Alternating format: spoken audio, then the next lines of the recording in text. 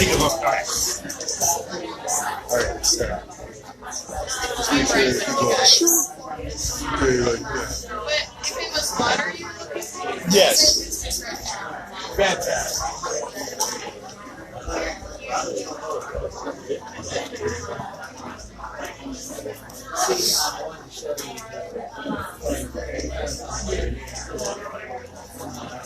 Hello, everybody.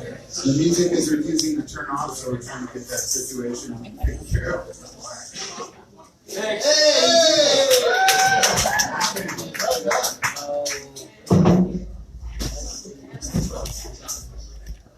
Yeah. Wait, now it's on again. It was off for a second. Did you agree? Oh, it's a song change. Call my manager real quick, 'cause I don't know how to work it. Now the mic's off. So hold on a second.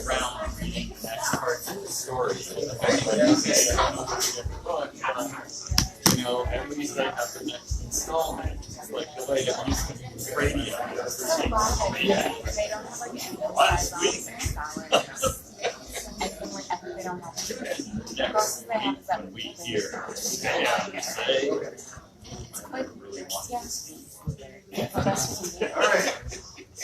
I think we have a winner. Are you? How is he filming? It's on here. He's going to be filming it. He is filming it.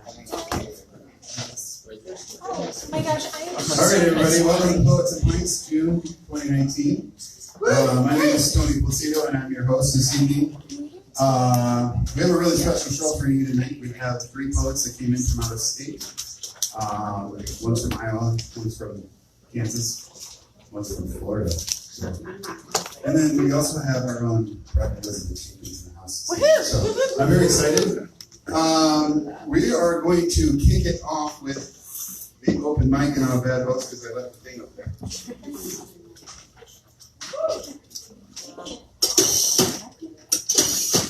All right. Oh, we have exactly 8. So, how do we do this? Okay, Jason, pick a number 1 through 8. 7. 7. That's going to be Philip. Philip, are you here?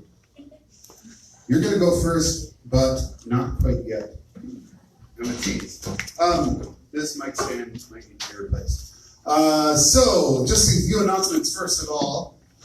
We have this show is now brought to you by Cracked Walnut. If you weren't here the last 2 months, you might not know that. Cracked Walnut is a local chapter of the League of Minnesota Poets, which if you don't know about that, we're going to have Peter Stein, the president of the League of Minnesota Poets, come and tell you about the League of Minnesota Poets. And he hates that I do that.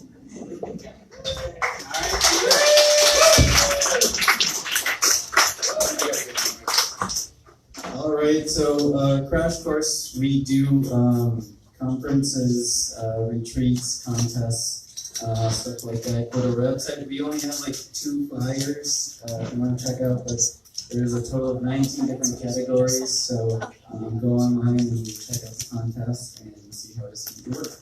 Thank you.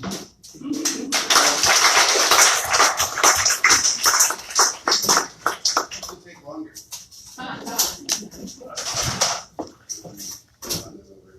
All right. I know you were. That's okay. There's no need to stay. This is a crash course in posting stuff. Okay. So that's one thing we got going on. We also, as Cracked Walnut, we have a few more shows under our belt now. We have a show called Writers Read, which was actually last week, but it's every second Thursday of the month. So the next one is July 11th, and that's at the coffee shop Northeast on Johnson Avenue. We also have Bridges, which is Stanley Kuzanoki's show, which is tomorrow. A couple of the poets here tonight are on that show as well tomorrow.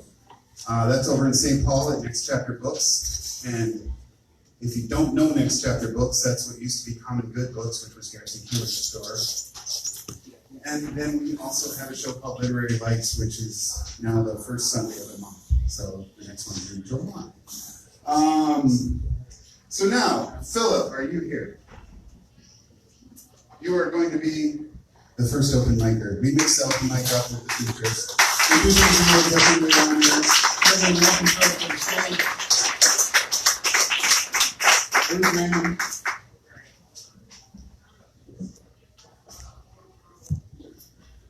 Hello. It's my first time doing a poetry like this. Usually I'm a musician, but I do write poems, so.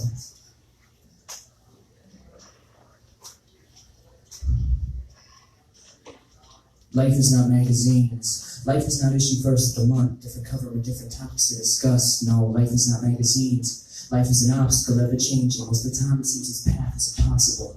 Life is not magazines. My face is always covered in blemishes, and I see the faces heavily edited.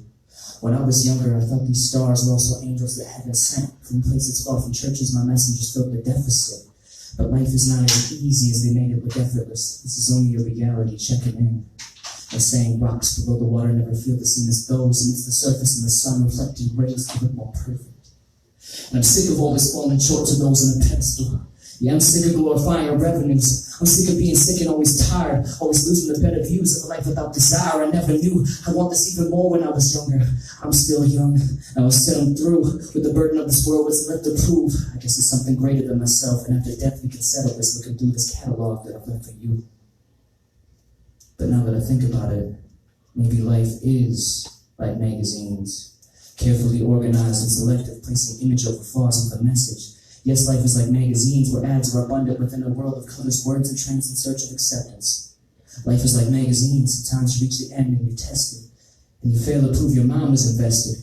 Either way, just watch your back as you're ascending from the sanctuary, written out of pages to fill the banks of a face that's hidden. My take on living, people at the top control the world with the shackles until you break the chains and change up the battle. They say the poison isn't real. You know the deal. They stuck it right in the apple, so if it good is bad, they split up the earth, they spun the axle.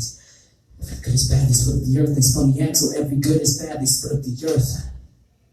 Now here we are, and the only things that seem to matter are first impressions. Which is why I need you, radiating strength that needs to look effortless. This is only your reality checking in. Your face reflects the world in which we live. Will you deflect? Will you let us in? Give the medicine of love as your purpose while you're in search of one's soul. While you're in search of one's soul. So read my lyrics, memorize them, put them on a stall. See my image as a painting hanging on your wall. And see perfection hiding right beneath my flaws. Thank you.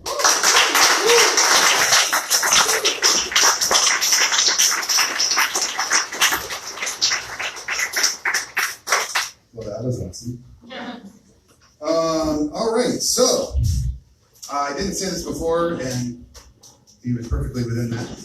Open mic is typically two and a half minutes, and one poem, just so you know. Now we're going to get to our first feature of the evening, hailing from Jacksonville, Florida.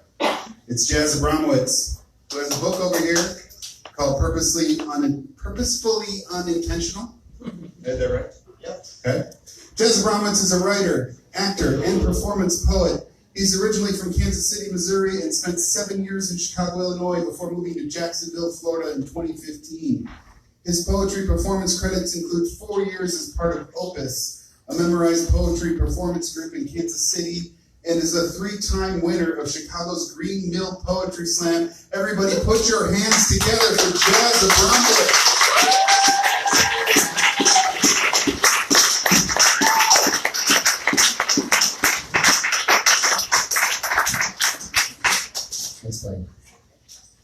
How's everybody tonight? Good?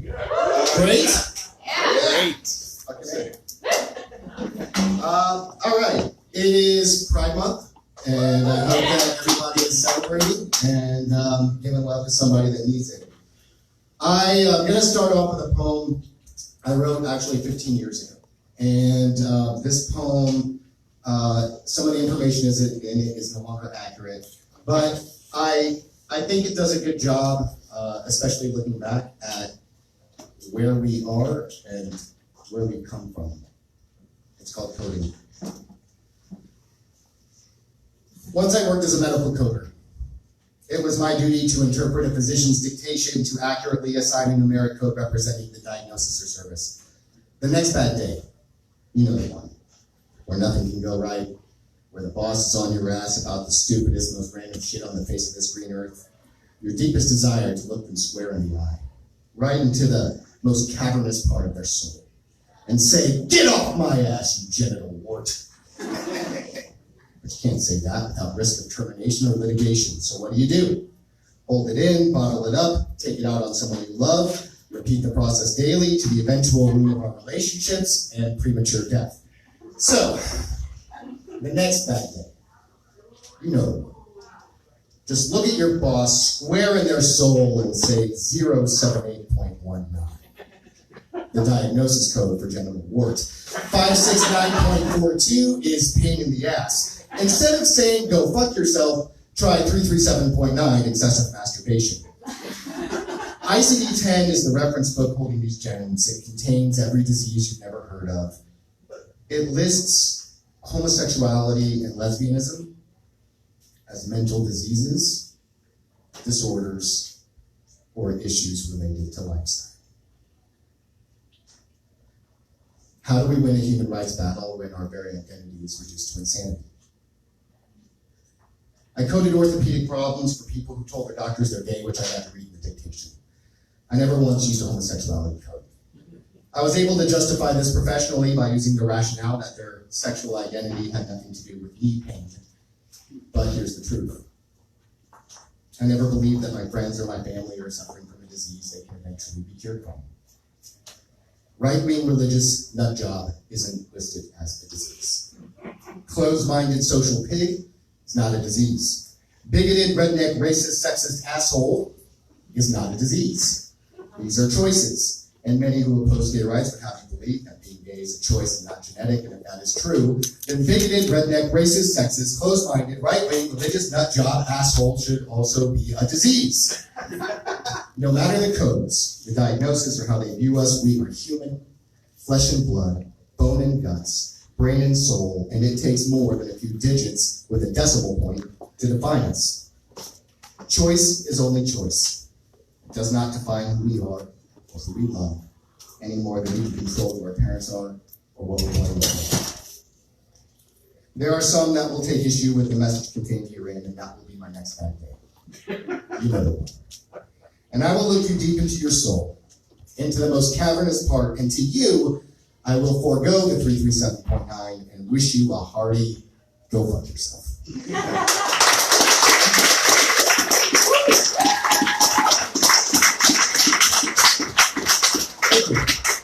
So this next little set is going to be a 7th and a 7th, calling this a hot minute. It's really more like a hot minute and a half, but these are like 6 poems. They're all fairly short. I'm going to run through them. I will pause briefly between each. Please hold your applause. You can snap if you like. Sundown, desert scape, across borders, they drop bombs. Wrapped in a veil, personal hell, children of Israel, they drop bombs. Planes scream overhead, people on both sides drop dead. Same fight, same fears, same tears, 3,000 years. Sleep. If I don't sleep, I'm in a heap. I'm trouble. Because what that means is I got some white powder in my jeans pocket and that I ain't eaten. And you know what that means, don't you? I like to read poetry on the shitter, especially those dripping with pain and suffering and consequence. It's a symphony of shame, a dance of disgust, an exercise in excrement. It connects me to a tribal ancestral place, praying to the gods of old to get these demons out. My testicles are obstacles. We're numbers separated by infinitesimal decimals. I want you so bad I go to confessional, sit in the vestibule and sputter obscenities. The memories of old Vegas, neon boneyards and the dirt bushes of dreams and desires reminds me how irrelevant we really are. And how in a matter of a few years, a drop of time and the bucket of our spark, we eventually become an attraction to those who seek out the old, who long for context, to be guided by embers that once ruled the world. I am he, the subject of your snickers, the lead of your lurid inquiries, the vile, the villainous, the infamous, he who microwaves the fish.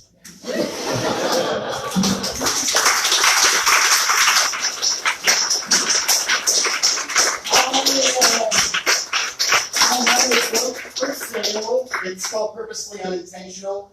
It is up here. It's $10. I take cash or Cash App. Please support local poets. I have a very special guest here today. Her name is Nicole. Please wave to everybody. That book is not the first book I published. The first book I published was in 1992. It is the first evidence of me ever writing poetry. I wrote it for a girl that I liked. And this girl held on to this book for 20 years before she sent it back to me. She did send it back to me. This is a very rare copy. It's copy 1 of 1. And its title is Poems for My Good Buddy and Secret Love Slave, Nicole Love Always Jazz. Which I think is a pretty damn good title for a book, or at least like a Broadway musical or something. So, there are 9 poems in this book. Muse. Give me a number between 1 and 9. 5. 5. 1, 2, 3, 4, 5. This is really, really bad. It's a reminder that you got to start somewhere, okay? This was written in 1992. It's called Sisyphus. I was 17. Okay. Perspective. I still remember that fateful day. I saw her standing. She looked my way. Our eyes met, and then I knew she was the one. 'Twas too good to be true. We shared our love, or so it seemed, but in her eyes, a falsity gleamed. Falsity is spelled Falseity. I never felt I could be sure, were those words truths, or was it folklore? Things began changing, growing apart, the once culminating friendship, romance, a knife in my heart. To complete her adieu, To complete her idea, she found another, moved in with her life despite all my thunder. Now I feel ashamed, disgruntled, and cannot seem to move on with my life. There's one solution, it is called death. I know I have the power to make it happen, but what comes next? The answer will wait until tomorrow, and the next day, and the day after that. Otherwise, no one will ever know the pain that resides in my heart.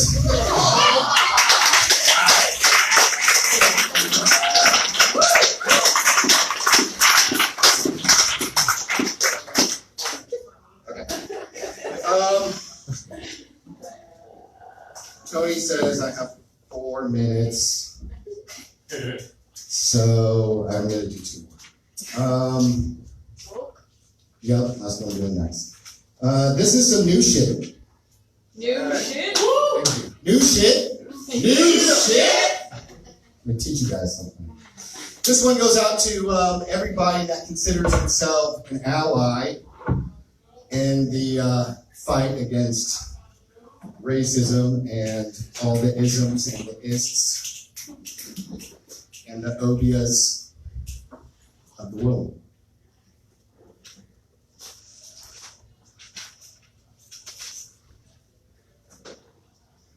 He speaks with an urban dialect. He said, and I'm like, what does that mean? Am I supposed to be keen to this dog whistle, fingerprint thistle word exploding out of his mouth like a heat-seeking missile? Of course I knew what he meant. Not like I gave up logic for Lent. Didn't give up emotional intelligence. Saw right through that carnival tent. I tried to counter back, said, if you mean black, say black. He tapped around the subject like he had taken a master class, like he invented the shim sham, and somehow cracked the code on this verbal scam. Like an unwelcome guest, I continued to press, playing my next few words like moves in chess. My ultimate goal was to cause duress. My heart and my chest, a bulletproof vest.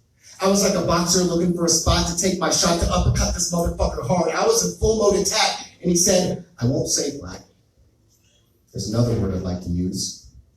Used to be ours. I wish we could take it back. Damn. I didn't expect that. Left my chin wide open to his counter-cross smack. I didn't know what to say. I know I'm in Florida, but the 1950s were a shitty decade. And I consider myself an ally, but my retort I couldn't find. I was just about to let this guy slide by with some repugnant shit like I gave him the gift of turning a white's blind eye. All I could say, all the conviction I could muster was, that's wrong. Do better. Do better? Like, don't forget to bring a sweater? Like we're all birds of the same feather. Like everyone is stronger together. And we must do better. And stop dismissing this as leftist mob bullshit every time we question what the ethnic part of town means. Because allies say that too. And they could be talking about Jews or Asians or Latinos or I don't even know who. It feeds the hunger of the view that a minority is a non-white, all-white, alt-right, neo-Nazi crew. And when confronted, they'll say it's not true, that their blood bleeds red, white, and blue, but if your skin is brown, you're the few. And you'd best be Christian, and male, and straight, and born in this nation. And don't kid yourself, this is not connected to a political affiliation. If influence is innovation, then goddammit, we need intervention. This is about words and their intentions. Words have energy and power to make us cower, or to make us cowards, or to empower us to a glorious hour when we devour the sour flour, no longer having to scour watchtowers for Mayflowers with firepower. So say your words, whatever they may be. Infamy or infirmary is better than never knowing one's enemy, or never knowing your friends. Because in the end, we are more than how we behave, and we have to say in the plainest way, I love you, I respect you, I'm glad your journey is different than mine, and we have to mean it. I will always have your back, and when the cards are stacked, you can count on me. I have an undergrad degree in violence, and I'm done writing defense. Together, we stand as one, and we battle until the fight is done. Words have power, some will refuse to hear. Then let our fists glisten with blood and tears.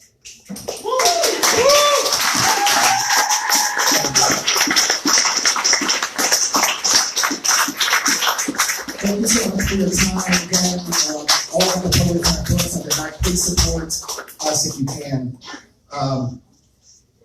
The words I've regurgitated like some sort of poetic bulimia spilling out of me deposited in great white porcelain gods. The words discolored with simile, half-digested chunks of metaphor and last night's juxtaposition mingle and dance in the less than sterile canine drinking bowl.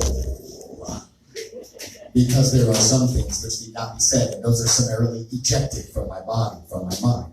But for those words strung together like beads or panels of acrylic which do see the light of day, which are not flushed or burned, I eat them. I eat them and ship them out here in this public forum for everyone to inspect and critique. Yes, you'll say that poem had corn in it, and it smells foul, but there's something to it. Later that night, you'll find yourself submersed in the stink of my words. If only I could get those words out of my nose, you'll think to yourself, but the stink will remain. Because there is only one way to properly digest poetry, and that is to chew. 36 times you have to take the words in your mouth. 36 times you have to feel them squish between your teeth. 36 times you have to feel them slide down your throat. And then, when you have properly digested the poem, you can look anyone in the face and say, eat me. Eat my words. Eat my poem. Chew on this.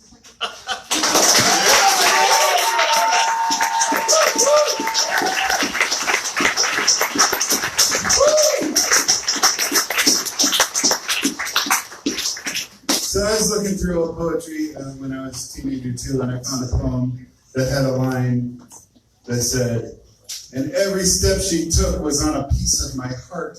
And I just laughed because, my God, I was 15.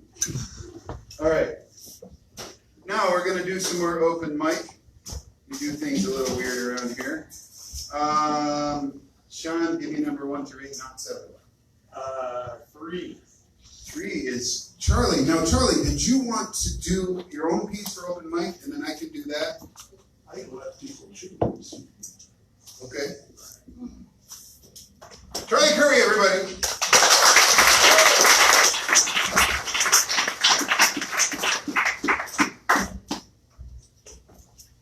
Tony had an idea that he expressed a couple of months ago about bringing poets that people either hadn't heard of or hadn't heard of for a long time, and so, and read one of their things. So I have one of mine, and you can choose that. Or how many of you have heard of Stanley Kunitz? Oh, let's hear that. Yeah, one for you.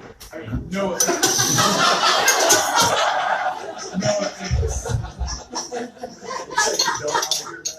No, he wants to. You want to hear that one? Okay, yeah, I'm not offended. Okay, good. I'm not. Anymore. You know, Stanley and None I, of us are that good. yeah, right. Stanley and I are like this. That's me put over there. Right. The other one is George Oppen. How many of you heard of George Oppen? Yeah.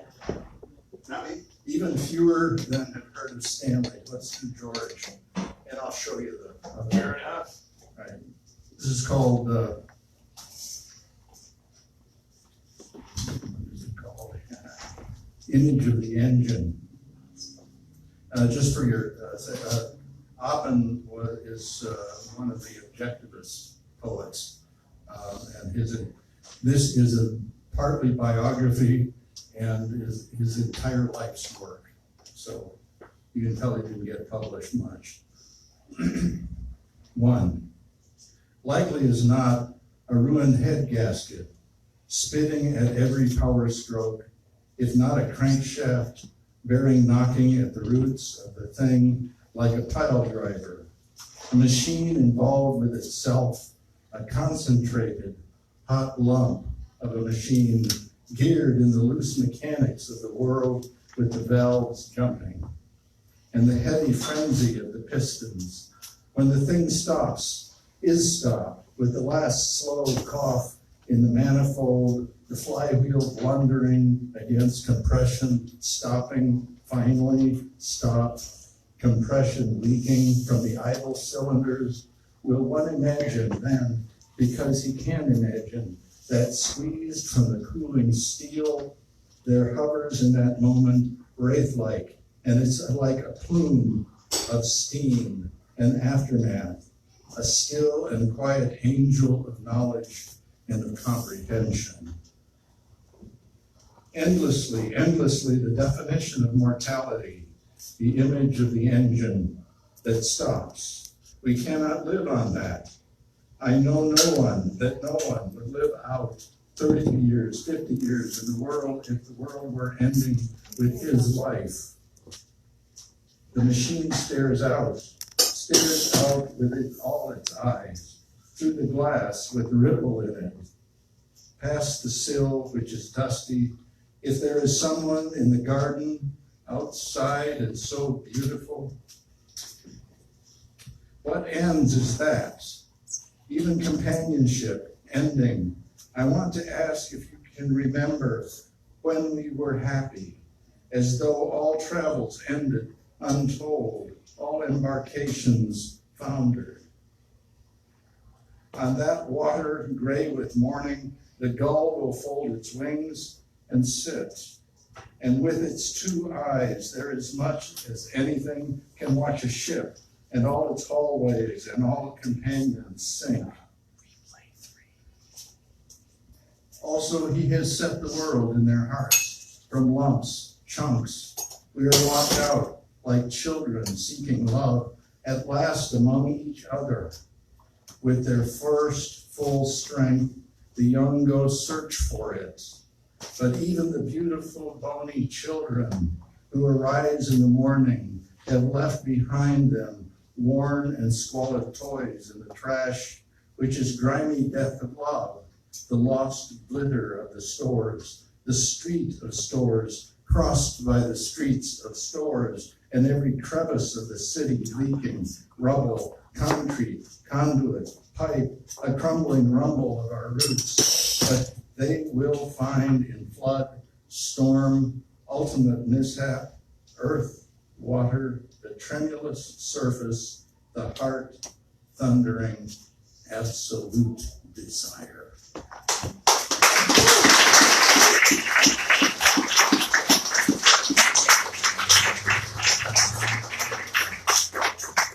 Charlie, Gary. What's your last name? Alan. Pick a number 1 through 8, but not 3 or 7. 4. That's Sarah Mingus. Another person from Kansas City, by the way, who just came for the show. Give us a picture, Nico.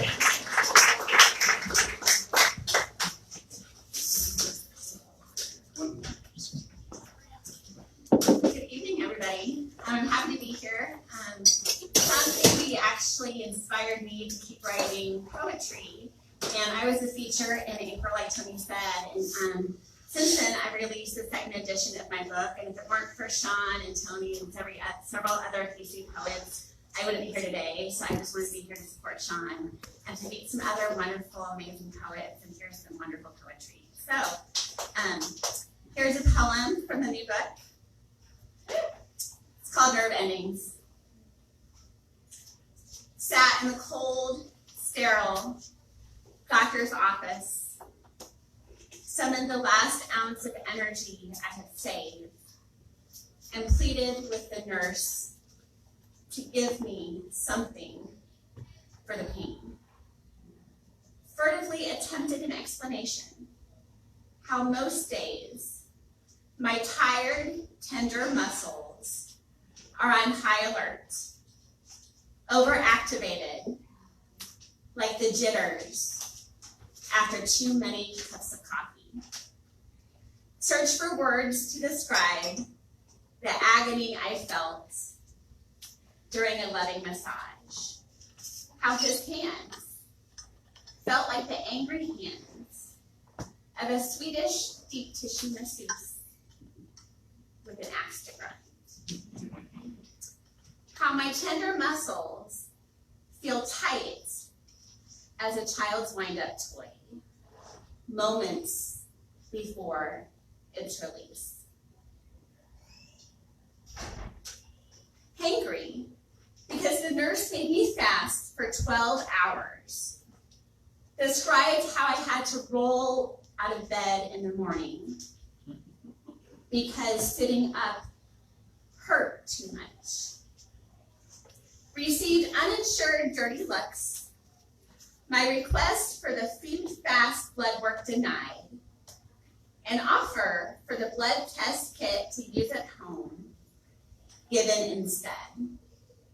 Because my medical charts did not include the words active insurance.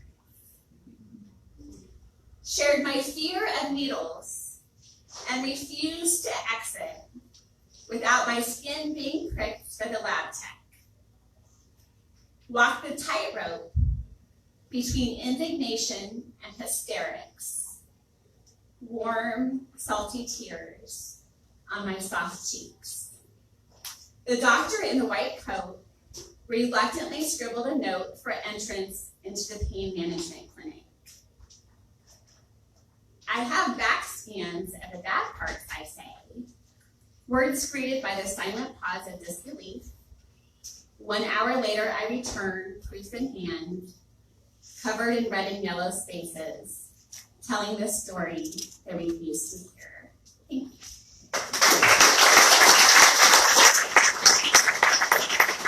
Thank you.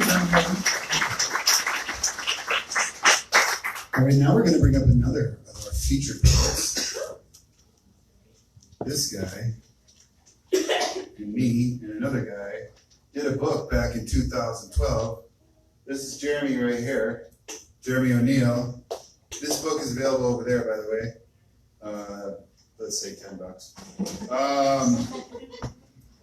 So Jeremy O'Neill is a writer, father, husband, chef, and performance poet. He cut his teeth in Kansas City, Missouri as a musician before evolving into poetry. He was a grinder in the KC poetry scene before ultimately spending 3 years doing monthly memorized poetry shows with Opus, a staple of the performance poetry scene. He shares a public book of poetry with Tony Plocido and William Peck titled Sucker Punch Wisdom, all the way from Lamoni, Iowa. It's Jeremy O'Neill.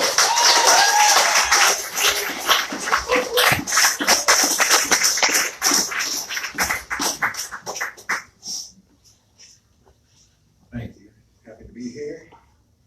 Ironically enough, I really wanted to do one of Tony's poems, and felt no choice but to do it first because all I have is counterpoint to it. So. All right. So, in the words of Tony Plocido, I don't write poetry anymore.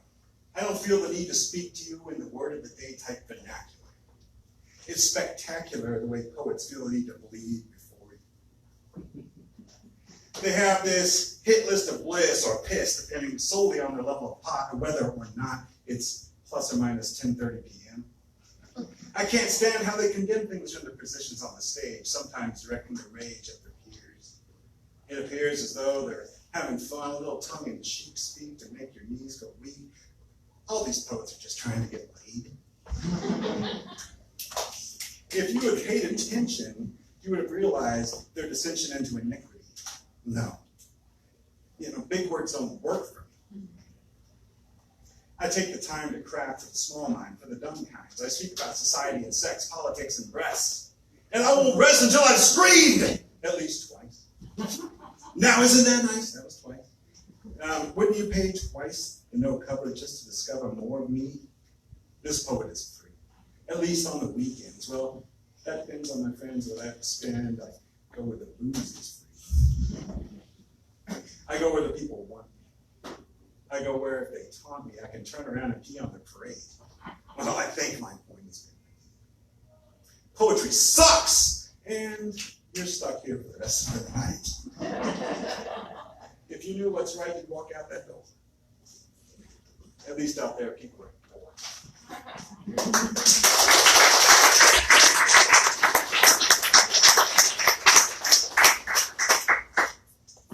So, like I said, this is my actual response to it. I love that. I'd like to say that I took my poetic voice on vacation. That I took it to the French Riviera and wined and dined it on bourgeois and bistro fare. Too drunk on whimsical preoccupation to have the time to write. But in truth, I was too busy by the pace of life, the curriculum of Fatherhood 101, marriages, yin and yang, tug of war, love, hate, honesty, and slack-jawed all, being able to call her my wife. Some say the blissfully happy don't write it because they're too busy doing it. Others say there's no time for sonnets and soup kitchens, no odes by the odiers to spasmodic twitching and hot shots. But that's not really my deal. It's all the overstimulation, I think. Trying to write something in my own voice about the birth of my first daughter would have been akin to an ape explaining fashion to an Italian, or a pin understanding the significance of its potential. Water comprehending dehydration. No, it's that I didn't speak the language fluently. My tongue was stymied by the task of translation. Overwhelming love isn't easy to quantify in a handful of lines, just as succinct and absolute fear make for a fickle muse. It's that I had to learn to use the ballast between too deep and bobbing. That if I wanted to be true, I couldn't pretend to be a barfly anymore, or go back to the fact that I was never pretending then. The birth of my second daughter sent tsunamis to my flotation, not to mention that these hands are more often lent to the rhyme sheeting my driveway than the labor of poetry. That the kitchen's heat and rhythm are as often the vessel of my craft as the wordsmith's glowing forge.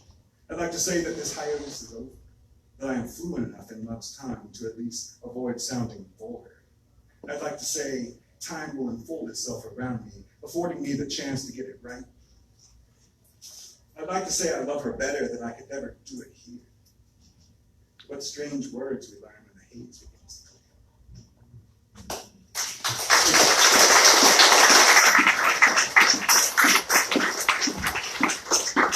I'm that word of the day vernacular kind of guy.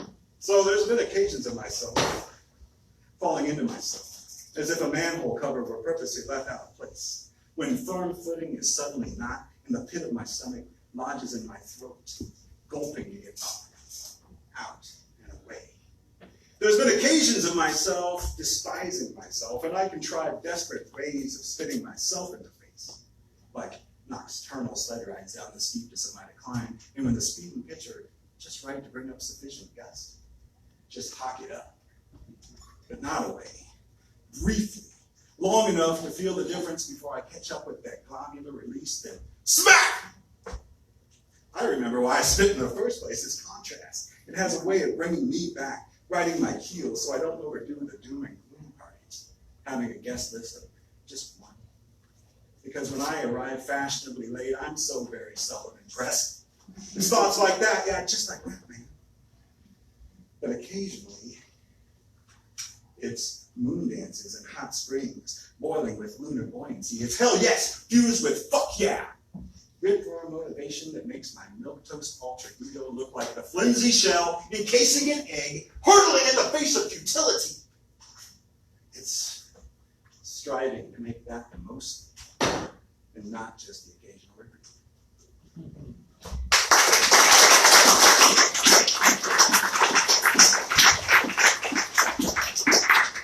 All right, get a little more deep. I don't know why within our sentient minds we seem to share the spark to gaze upwards. Perhaps something in the strata beckons to our teeming spheres full with gray matter. Yet piercing the layers of divine heaven is an endeavor for more than the eyes. And so we wish upon the day star Phoebus, or envision some mighty deity, the falcon rod, golden collar, perched atop a blazing throne in the sky. In our infinitesimal existence, the strange universe speaks of something else, mystic marvels, astrology, birth signs, the patterned link to cerebral centers, the swirling vortex of life's origin, an alien, omniscient obelisk. Or could it be we who were just the monkeys, leaping for the fruit that hangs out of reach, guttural and primitive in the hope to comprehend the thing that taunts us so, stargazing, glassy-eyed, oblivious.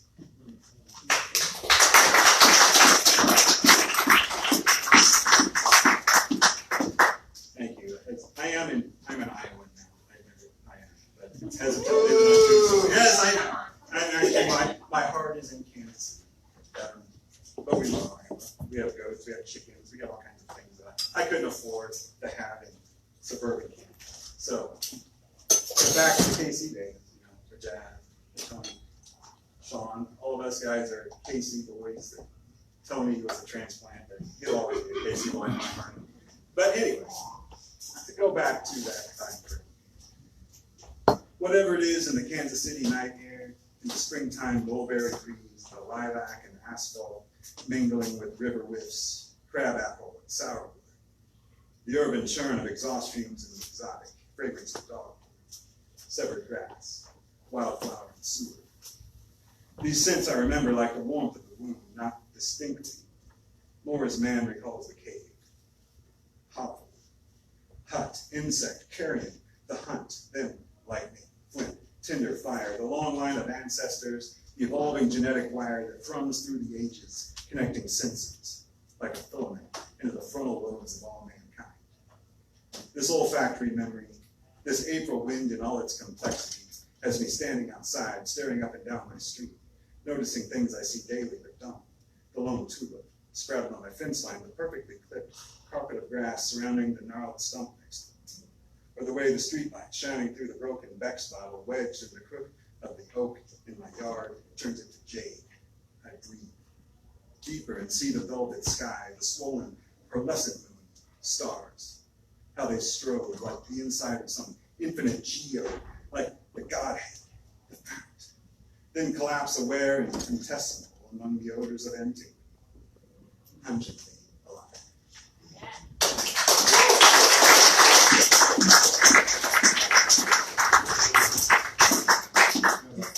Did you write that for the smell show? Yes. I almost didn't know what I was. Yes. See, just to contrast, or give it context, I should say, is that we did a performance poetry troupe that we did a theme show every month, and we wrote a new set every month, and we did it from memory. And so it was just a constant churn of new things and writing them on the fly. Not all of it was good, but we were entertained.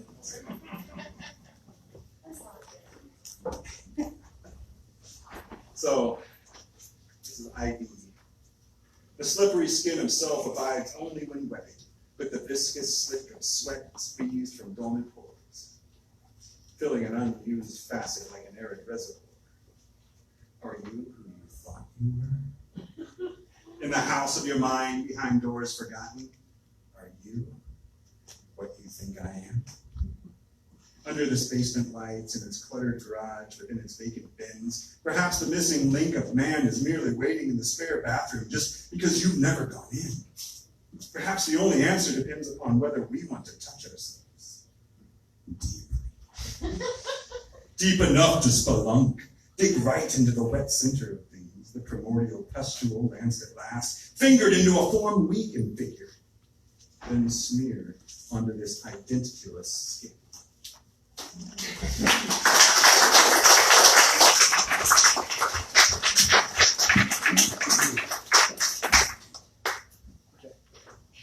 Well, Elvis is undead and he's feeding out of grease traps out back in church today. Arteries hardened in immortality like a bloated vampire parody. And Reagan is dead, but he can't remember dying, having drifted away in a haze of gunsmoke memory, juxtaposed with images of his mommy. The listing ride cries, Ronnie! Oh, Ronnie! And Nancy wraps herself in a red dress and continues to embalm herself with stem cell syringes filled with gelatinous fetus phylacteries. Yes, it's true. John Wayne rolls over in his grave on the longest day of the year, twitching with revenant sparks of thoughts that recall two-way mirrors, women dresses, and repo men who thought he was clear. All the way up, aliens eulogize Andy Kaufman on the internet, and a moon-forced boy tries to grab his life back with a blog. In this grave matter world, Jesus laughs persona non grata at the back of a Britney Spears gala, bursting with the knowledge that Bill Hicks actually is God.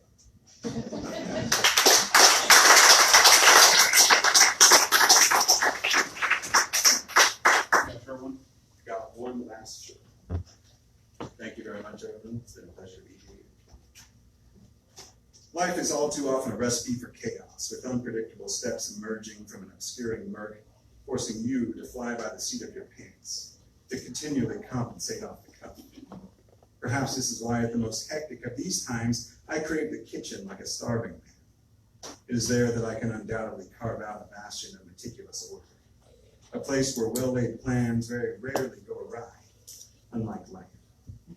Laying out each ingredient is catharsis as I run the courses through my brain, and with the aid of fine German steel, fabricate garlic, onion, and herbs, peeled and minced into tidy piles at first, then arrayed within pristine bowls like order incarnate on my counter. Several skillets heat, the oven warms, as my marinades acidity tenderizes the meat, and intricate layered increments the meal begins to take shape. Saute, proof, boil and bake, stock simmers for the sauce, roux browns to finish it off, custard sets in its water bath, a final whip emulsifies the vinaigrette, split hits the pan. I dance through this routine without fear of calamity. A heart attack won't kill my entree. The birth of this meal won't let me have a lot of medical bills. I will not have to rush a fallen souffle to the hospital for stitches. The creme brulee won't be fired and evicted from its ramekin or subsequently cause its marriage of flavors to dissolve. In the kitchen, I am in control, king, ruler of all, dictator if need be. I am intimately aware of the variables and can vastly influence the chance disaster. In life, I'm left no recourse but to chant this simple mantra. And never could I say it enough. Order. Order. Order. Order up!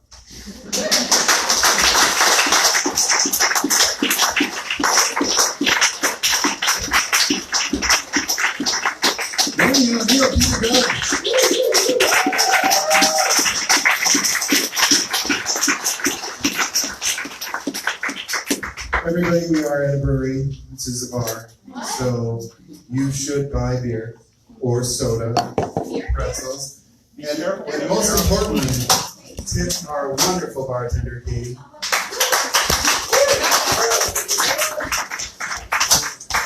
And Jeremy, here's how I know that I'm a transplant and not an actual KC person. I don't have a poem about KC. Everybody I know in KC has a poem that mentions Kansas City.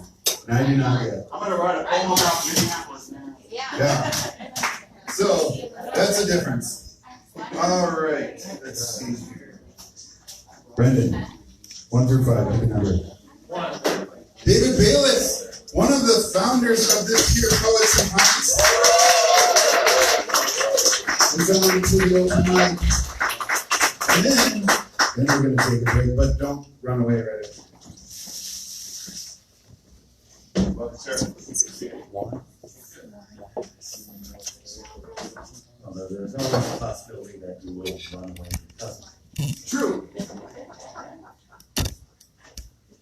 It's the one under your phone. I thought you were, because it's flimsy forward in there. Go on. Sorry, I bequeath this one.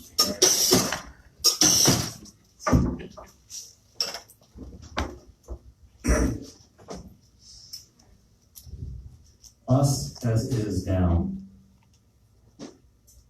Blacked out Cadillac pulls out of the graveyard, floorboards littered with spent bullet casings, shotgun shells, and fast food wrappers. A hollow moon hangs in the sky. Dry branches silhouetted like long withered arms, skeletal fingers of the forgotten dead. 4 years and only halfway done feels like a lifetime, feels like forever. Day after day, a new outrage, a new trespass, a fox in sheep's clothing, cheered and celebrated by a solid 33%. Business has been good. And the Cadillac pulls back into the graveyard, blood on our hands, blood on the seats, shallow graves waiting to be filled. And the graves just get shallower and shallower to overflow capacity. Death is the new growth industry, and real estate comes at a premium. Like they say, business has been good. And the tiny-handed man-child who would pretend to be king descends from the cab, impossibly coiffed with a hearty toot-toot. His red cravat hungrily licks the blood-soaked soil as he genuflects to the white-hooded god who strode across a continent to secure a privilege for all those who wore his face, to stand astride it from sea to blighted sea, with powder and pellets and smallpox blankets, and assure us we had not just the right, but the duty to take all we could. And the self-anointed demigod with a face full of Cheeto dust puffs out his chest and brags to remind us, business has been good. Stick with me and we'll all get paid. One way or another, we will all get paid.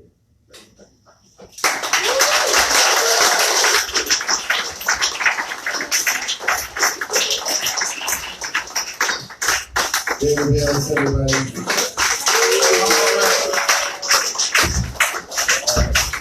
So, as I mentioned at the top of the show, we are part of Crack Walnut, which is part of the League of Minnesota Poets, which is a nonprofit. And we do collect donations. So if you'd like to donate to our poetry organization, feel free. It is a free show. You are not required. But if you'd like to throw some money in, that would be great. And we are going, what? Yeah, do it. And we're going to take about a 10 or 15 minute break, and then we're going to come back and do a whole other show like we just did with new people. Yeah! Yeah!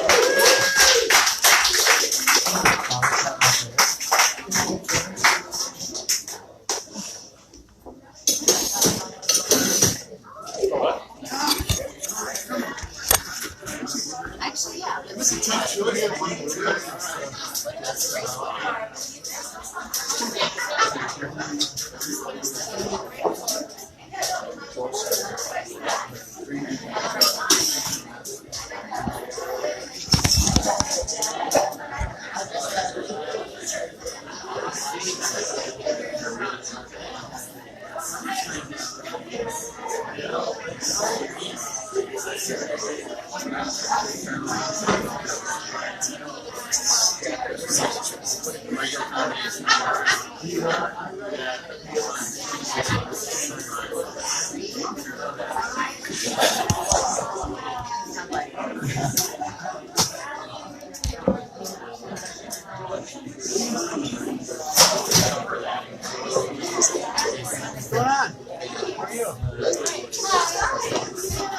He's live streaming.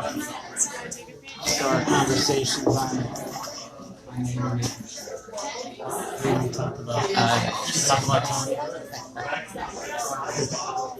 I saw Naked a lot. Yeah. You guys are nice. Yeah. You wanna go outside? All right.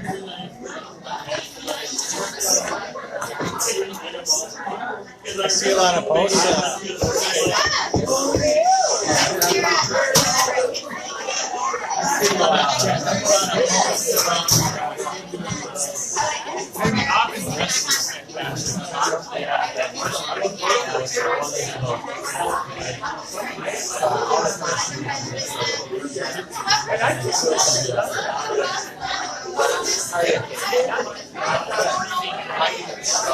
Oh my life. Every time I turn around, there's somebody I should have known the whole time. It's right here.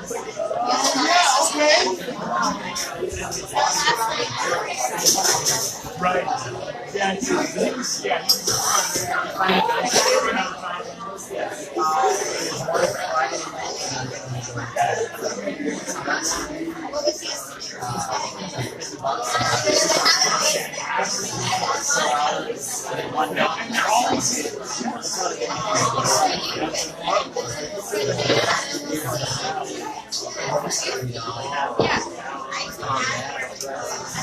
You want to get rid of them for a week.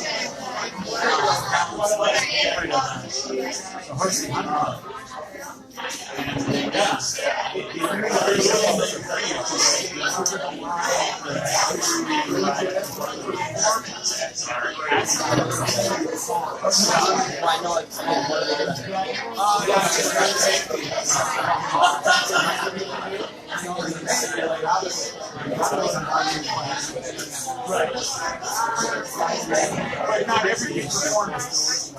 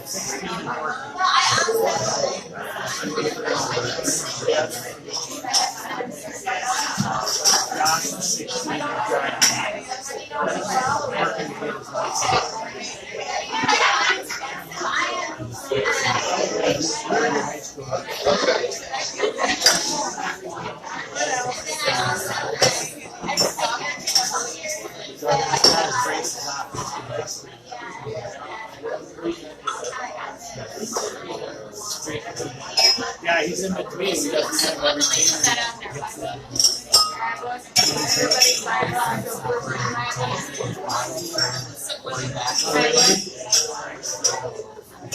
Hi, honey.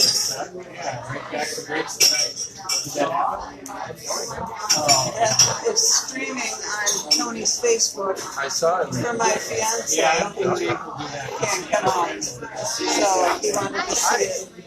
Soda. What do we got for soda? So we have the Spring Grove Okay. soda. Yeah. You know, Those are your choices. Ooh, lemon sour. Let's take a lemon sour. Sour. I kept looking back here, Tom.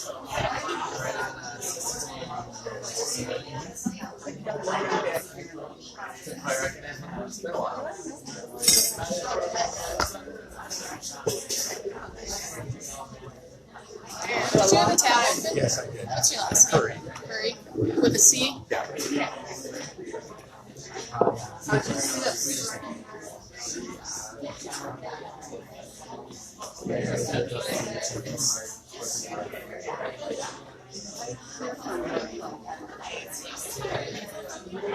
Bob lives in the street. He lives on his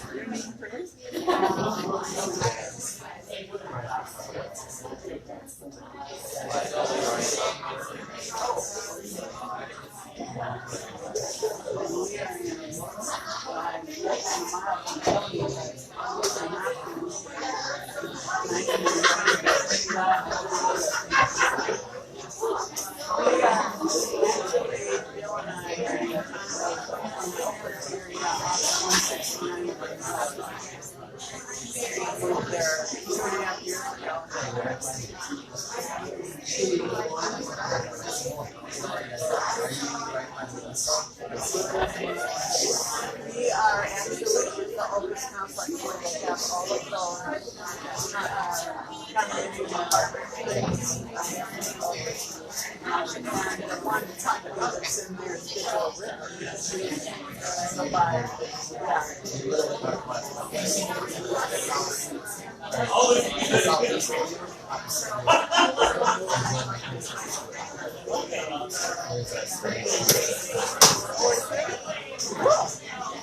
I know, what are they doing with their orange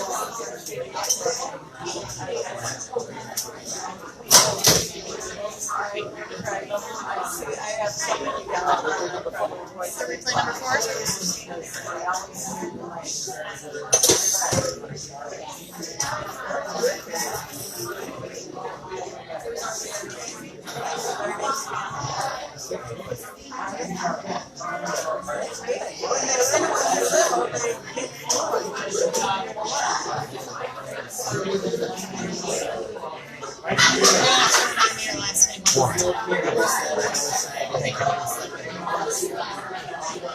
That's just 3 through 9. 8 to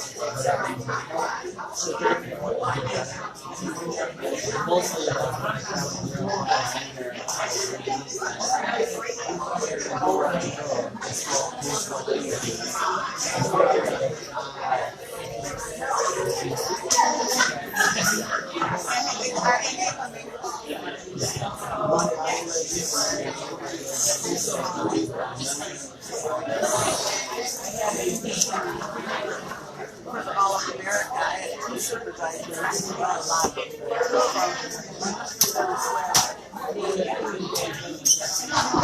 of years, still like the other one is really happy from Poland. They were supposed to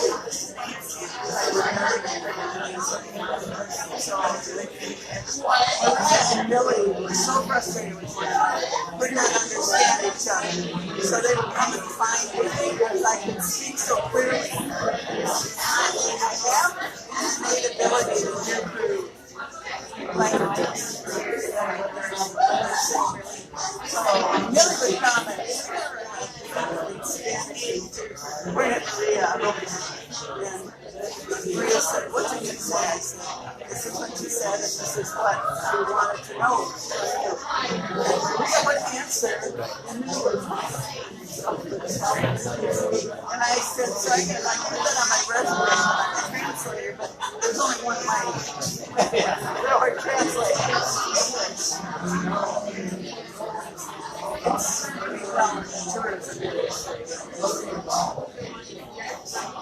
I never heard anyone do that.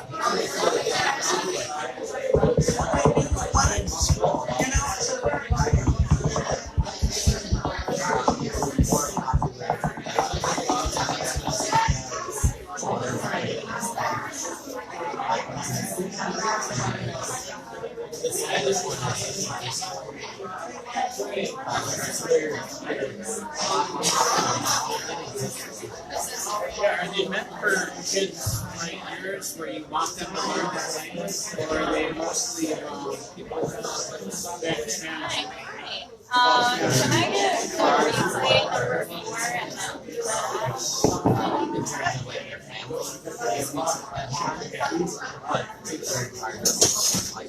Third of them are going there so they don't have to struggle. Teachers are going there to learn.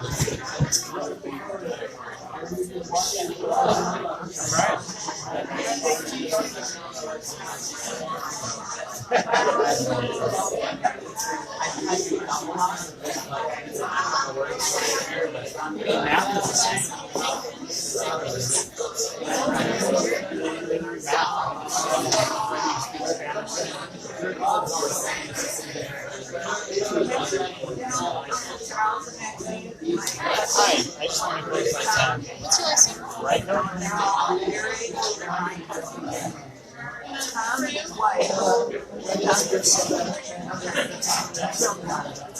And now they actually are shutting that. But the kids were in school. Is this still going? Because they were here.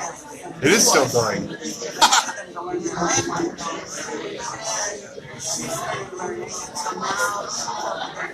Hi everybody, 5 minutes, 5 minutes.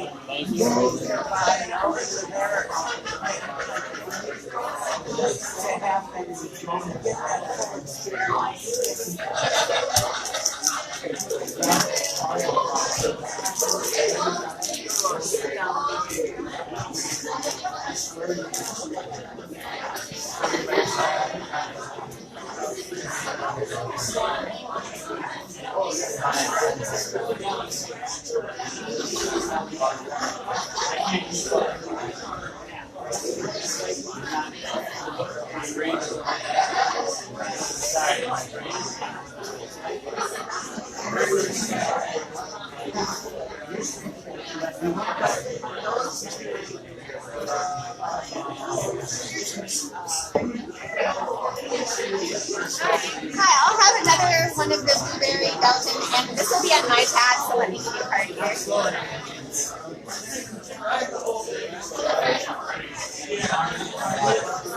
The Belgian, right?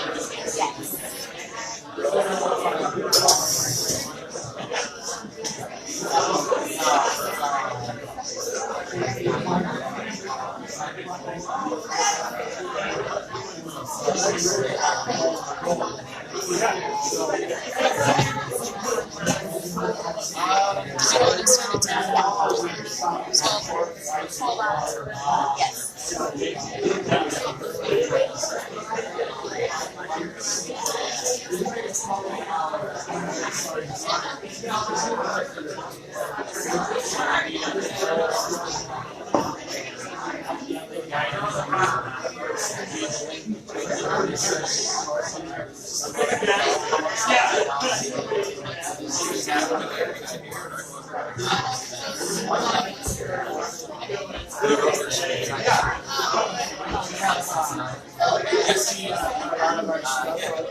Yeah, don't drink the barley wine. That's sugar.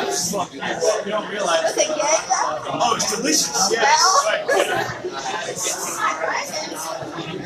There you go. I am.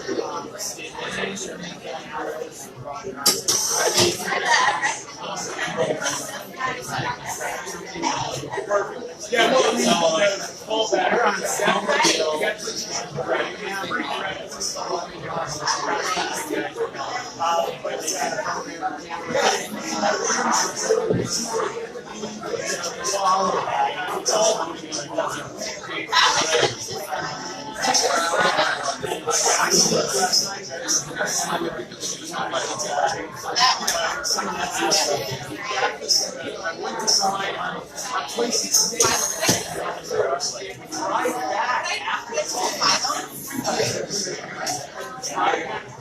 This is the 5 nights.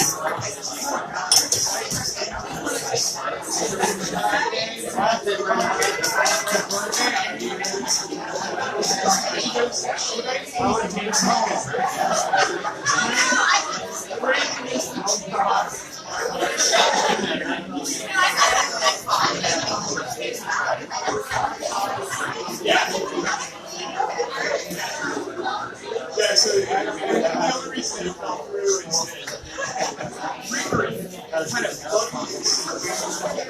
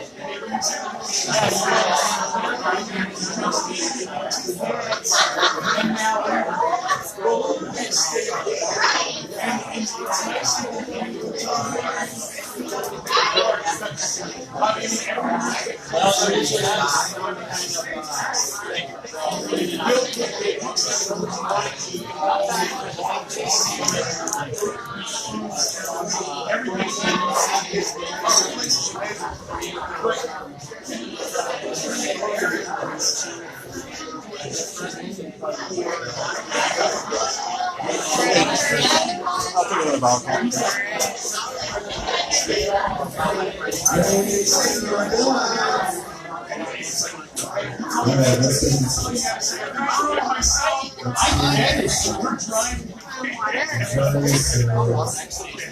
Somebody sit in the front. Thank you. One more time with the last name. Oh, hey. You know I needed one. Well, you weren't in here yet? Oh, you go sit down. I can get I'll take one more too for my wife. Well, What do you? She doesn't want the bottle cap. Oof, guys. Good, man. Jeremy, right? Jeremy. Oh, sorry, Jason. Jason, nice to meet you, man. Tony's brother. Yeah, I don't think we've met in person. I know he's talked about you a lot. Yeah. Nice to meet you, Jason. This is the second half of our So I'm show. responsible to I film think everybody this live knows coverage right here. And I would need we're to stand going in front of to him. start right off with open micer, because that's how we roll. We like to start the shows with an open mic. So, let's see here. Mary, give me number 1 through 4. Oh, sorry, there's 2 Marys, but you both said 4. So it is 4, and 4 is Amy. Amy, everyone welcome Amy to the show.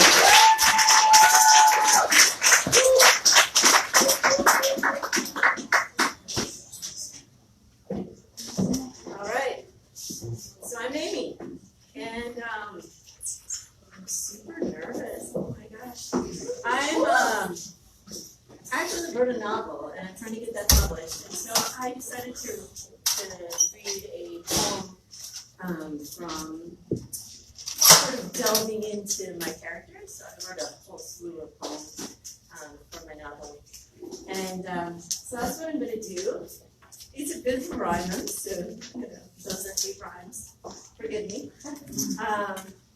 It's called 8:14 p.m. She tells me he died at 8:14 p.m. She tells me he died at her home. She tells me she took leave of work and put the hospital bed in her living room. She tells me it took him 3 weeks to die. She tells me that she was there for his last breath. She tells me that months prior he spoke of leaving this world and that he was readying himself for death. She tells me she never let go of his frail, beautiful hand. She tells me she didn't leave his side. She tells me she lost 10 pounds in 2 weeks and that she believes it's from all the tears she cried. She tells me she fed him crushed ice with her free hand. She tells me she gave him Valium with her lips. She tells me she smeared Vaseline on his shriveled mouth with her forehead, and that she gave him morphine shots with her hips. She changed his diapers with her elbows. She rolled him over with her backside. She bathed him with her bountiful breasts. She soothed his bed sores with her mind. She tells me she did everything. She gave everything of herself she possibly could because she loved him. She loved him. She loved him. But in the end, it was understood.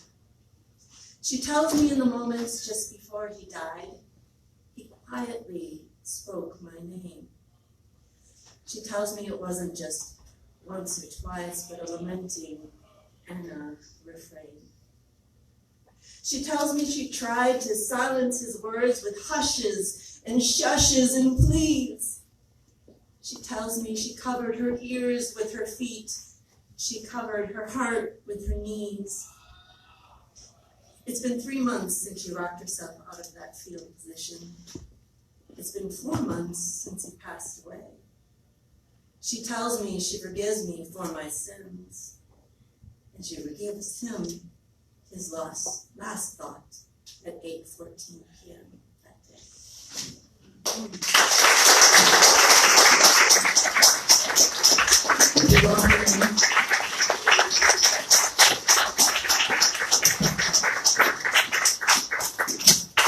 Now it is time for another feature.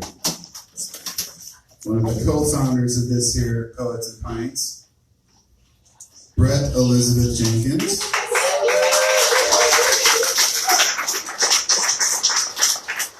And she writes. Brett Elizabeth Jenkins lives and writes in Minneapolis, Minnesota. Her go-to karaoke song is Bobby Pickett's Monster Mash. It wasn't even judgmental. I think that was a real laugh. She is the author of 3 chapbooks, all sold out. Most recently, Over the Moon.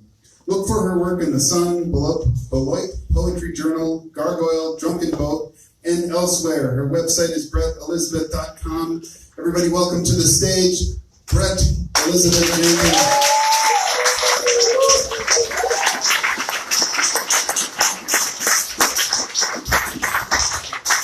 She's really tall. I was making a tall joke. No.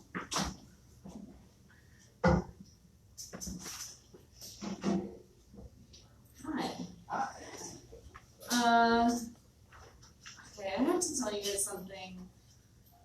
When I was applying to grad sorry, I have to get this off my chest. When I was applying to grad school, I applied to 2 schools. I told everyone I got into both of them, but I didn't. I only got into one, and I went there. My microphone is like taking me. It's karma. So, I did not get into Notre Dame. I feel so much better. Okay. I'm going to read some new poems. And, New shit! Thanks. And then I have some other backup poems here in case I decide these are terrible. These are handwritten. I'm going analog. No. Yeah. So this poem is called My Name. Also, you don't have to clap in between my poems. I'm not that good. And also, my poems are typically very short. Your hands will hurt. You can like hoot or like whistle. It's fine. It's not. My name. In English, my name means from Britain. I tell people it means good at all things. To me, it feels blue, full of confusion. When I was 9, my name hopped on a one-way train and rode away from me, looking for answers. It didn't come back. People still call me by it, the black ink of its letters sinking into fraught skin. My name makes me sin, to lie down with boys and snake my legs around their middles. This is true. I was named after a character from a TV miniseries. But I tell everyone I was named after a book brat, a real bitch with great hair and a penchant for lust. I've fallen into my own name with time, or my name has fallen into me. It grew horns in the woods and everyone heard. Traveled from faraway towns to watch my hair paint itself in the crooks of these trees.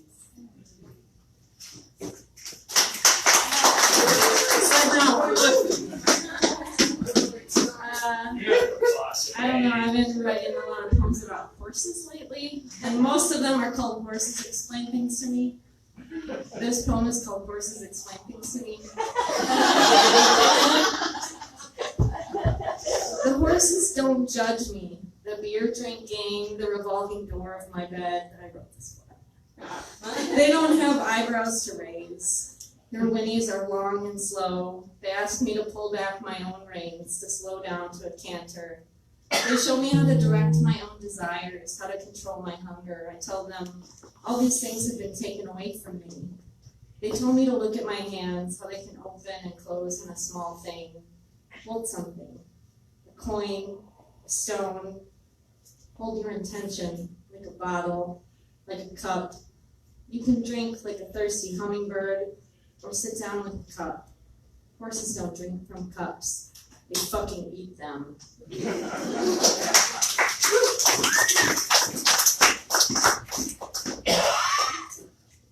Maybe I'll just read like one more. Oh, I know. There's some weird doodles to me in here. She's so pretty. Yeah. This doesn't have a title. I don't seem to be doing a very good job of metabolizing this wheat. I don't seem as sad as I really am. I don't seem to really understand the American economic system. I don't seem very friendly today, do I? I don't seem to be at home at this time, but if you leave a message, I will probably hear it. I don't seem well, the doctor told me. I don't seem to be meeting the right kind of people on Tinder. I don't seem to be in control of these eyebrows. I don't seem to like this particular brand of granola. I don't seem to agree with you, Derek. I don't seem that crazy, do I? I don't seem as congested today as I did yesterday. I don't seem to be farting as much as I used to. I don't seem to understand. Can you repeat the question?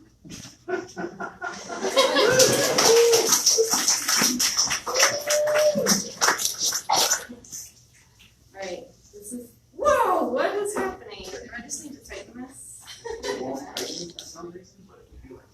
Yeah. Hope your dental insurance is paid out. Yeah, I just got dental insurance. You guys can talk to that.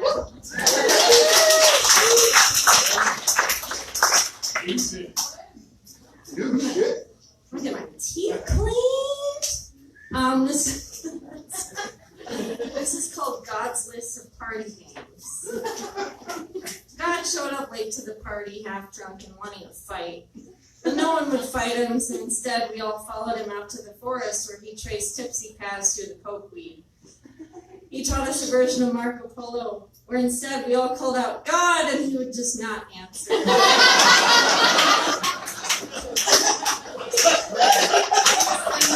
Small aromatic prickles of cedar or pine in corners of weeds near dead birds or birchwood.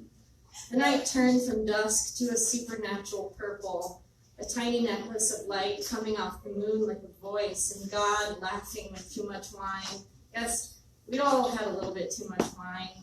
And eventually the roadside of his giggle, leading us back to the house where we heaped up like puppies in a Florida barnyard, alcohol dumb in our love.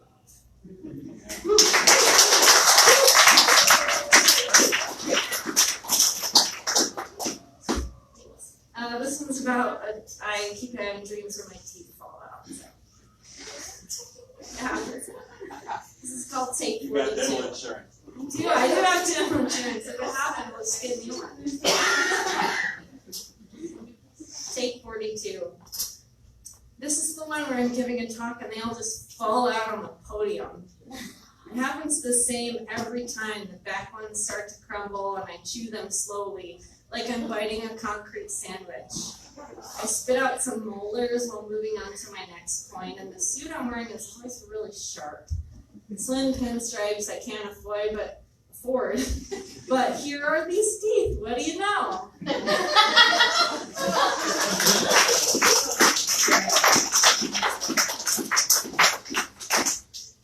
Billy's mom. In the play, I'm Billy's mom. I do all the things Billy's mom does, but we can't have a dog. Billy's mom is oppressed, I say. When the play ends, we hold hands and go down the hall for some light refreshments. I don't want a cookie, but I'm not allowed to have extra grapes. I ask if we have to do the play again tomorrow, and then I see a dead tiger in the weeds near the wall. What's a dead tiger, I say. Then the tiger looks at me. That's not a dead tiger, I say. The tiger moves toward us. Out of all the play actors in the cafeteria, the tiger goes after Billy's mom. It jumps at me like a terrible fish. I want a football slap it on the nose, but fear will anger the tiger. Billy's mom is oppressed, I say.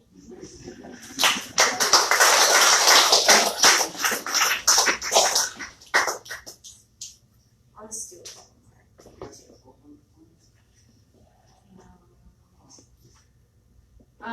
But I do have one called, I'm being asked by my friend's minister if I've found the Lord.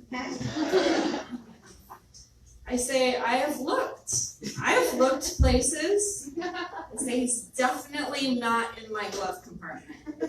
I take out the cigarette case I retrieved earlier from my glove compartment and ask, is it okay if I smoke it? I say, has he been looking for me? You know, it just gets so dark in the winter and I hardly have the energy to shower. I don't want the Lord seeing me like this. I so seldom wear pants. I say, what will the Lord do if he finds me first? I say, sometimes when I'm alone in the apartment, I just yell, Ollie, Ollie, oxen free.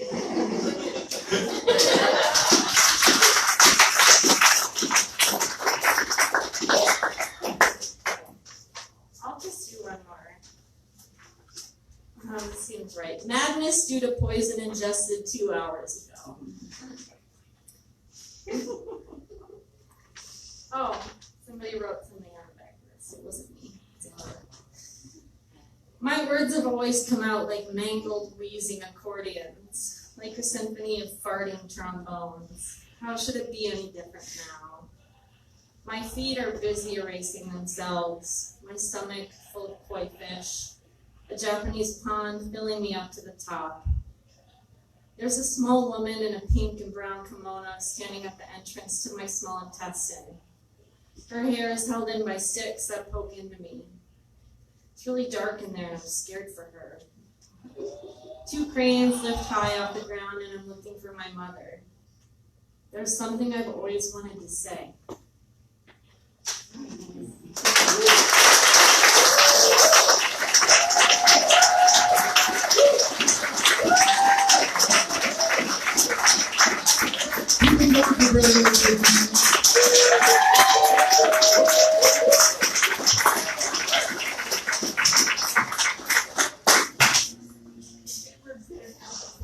So you're picking number 1, 2, or 3.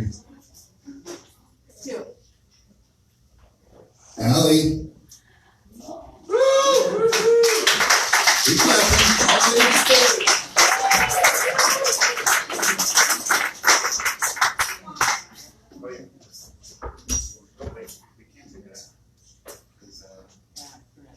It doesn't go down anymore. What? What did you say? There you go. Hold on. Beer rescue. She forgot her beer. Rescue mission. At Heart World. This is important. Proceed.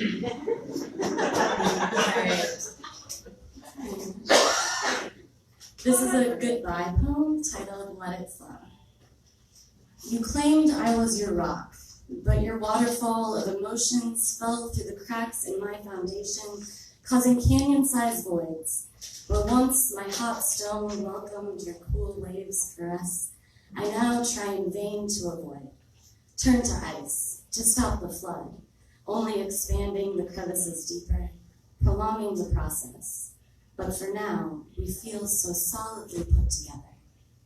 Melting warmth as strong as force, I sustain the rapids once again, until I cave, hollowing myself, slowly trickling down, now filling the pool I think I could contain if I could only let you in deeper. Though you can't see how much you've changed me, worn me down day by day, I recognize your need to flow. Polished and smooth, now I give way. Let your water fall once more. I won't resist you this time. I will only be your shore.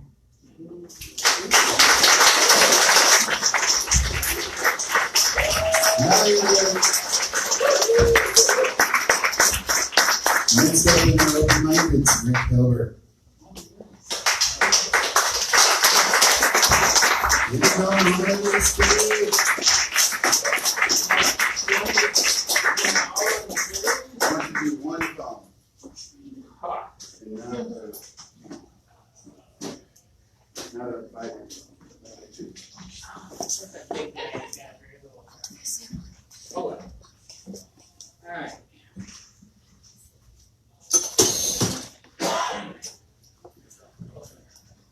I'll project without the mic.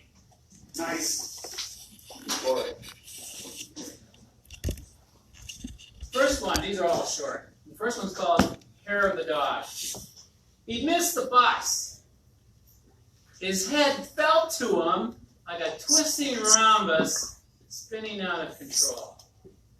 His wife had said, "Not again, you fool. Here, drink this to set you straight."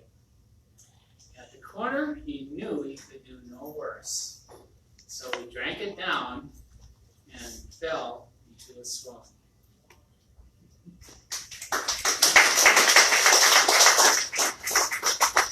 I was at a yard party a week ago. Anyhow, it was a number of people who left things behind, including my friend Charlie Curry.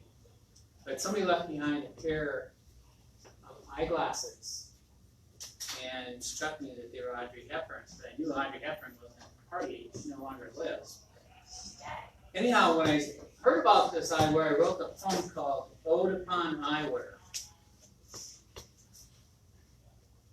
The human eye without the optic nerve reminds me of a telescope sitting out on the cement block wall behind the neighbor, General Raft, United States Air Force, retired. Not sure why he leaves it there unattended and also unused. Think about prescriptions afforded for lenses as eyewear to own and then not use. Now the telescope there on the wall is of the type called refractive, so essentially a spyglass for watching the neighbor lady behind both of our homes. She is especially enamored of cats and two-piece swimsuits and lays out in the bright light of day to soak rays. Her eyewear shades her eyes. I stare. She probably knows I'm leering at her. At least she knows to wear dark glasses. I see beads of sweat glistening on her elongated body. So beguiling. My door buzzer sounds off. I go to the front door at once. It's General Richard Raft. And he says he's glad about Daisy. I go, Daisy? He says, the neighbor lady out sunning. Then he lays it on me. She's my former wife. So I say, to be clear about this, you're glad your former wife is just our neighbor, right? He says, yes, she has a great body.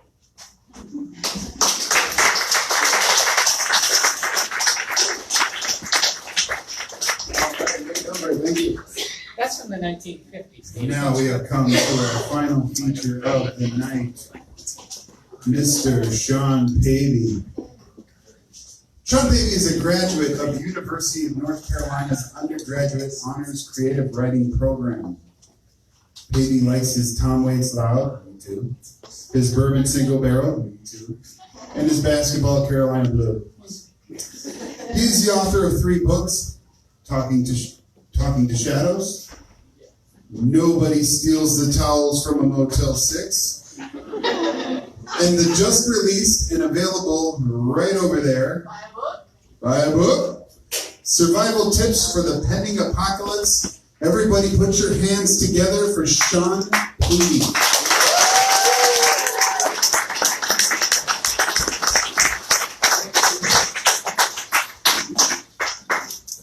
Well, thanks everybody for coming out on a Wednesday. Poetry. Yeah, hey. I didn't know that. Can you hear me? Okay, so I'll try to keep the banter to a minimum. But this is just out. I just got copies last week. Survival Tips for the Pending Apocalypse. I have been told, I do not know this for proof, but it might stop a small caliber bullet. $15 would save your life. It's practically free. Yeah. I also take trade. Okay, so let's start talking about survival tips for the pending apocalypse. I wrote this poem prior to the 2016 election. I think it can, apply on either side. And even though I wrote the book, I don't know where the poem is. Here we are. Anyway, so survival tips for the pending apocalypse. Know this.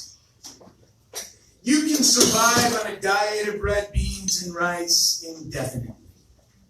Just stock the basement with cases of Texas Pete hot sauce.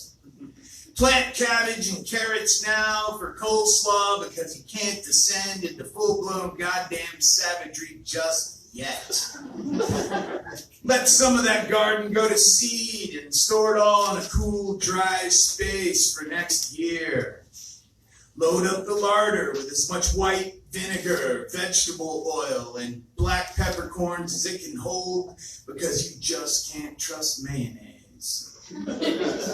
You can crack a peppercorn with a hammer if the pepper mill gives out. Oh, stock up on hammers. Acquire a rooster and some hens for the backyard and fence that fucker off high and tight. Don't be cheap with the razor wire, which can be found in any black site, CIA prison, or bad neighborhood title loan shop for next to nothing. Chicken is good, man, even when the rest of the world ain't. Lay in as much crack corn animal feed as you can find because chickens gotta eat too, but save some for yourself in case you find yourself in a pinch. Stock up on 10-penny nails and $100 bourbon. Nails to fix the shit you know will break, and bourbon to fix the shit you can't. Get used to drinking $100 bourbon.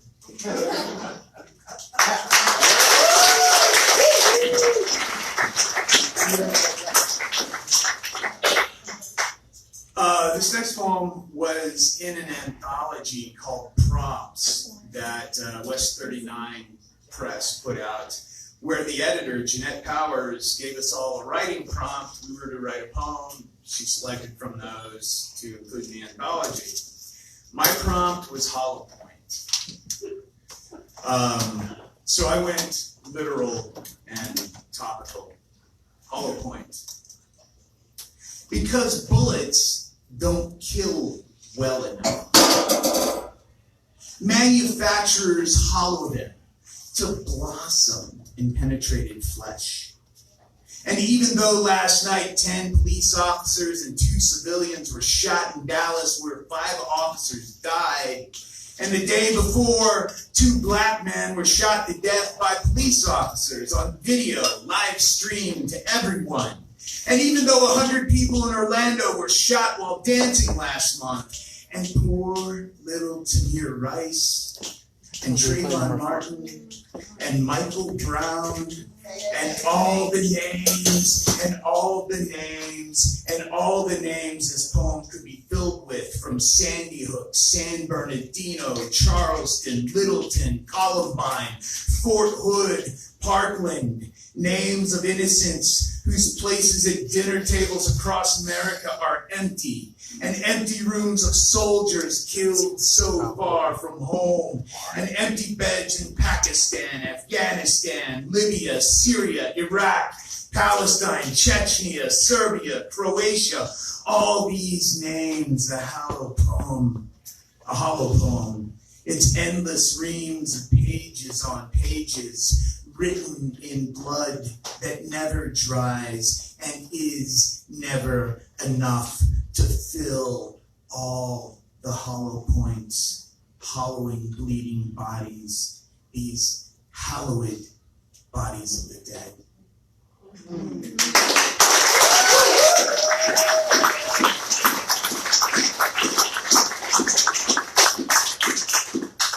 All right. Everybody knows this story, but I had to tell it. This is called Robert Johnson at the Crossroads. Everybody knows who Robert Johnson is, right?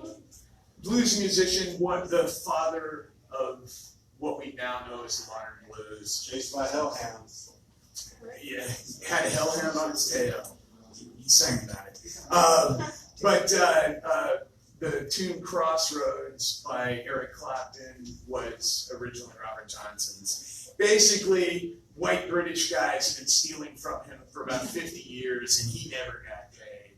Anyway, the legend is that Robert Johnson sold his soul at the crossroads for this great ability and then died a young death, because that's what happens when you sell your soul.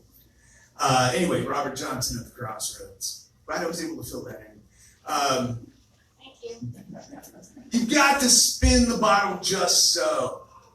Put the right amount of hip check and pool cue English on it. Needs to be a night like this where lightning just looks for something to strike, and there's blood, of course, from a knife cut deep in the left palm meat. Then you just have to wait. Think long and hard on that thing you can't live without anymore. For me, it's this 28 Gibson. I swear to God, some nights she'll sing sweeter than any bird you ever heard, but not every night, you know? Not every night.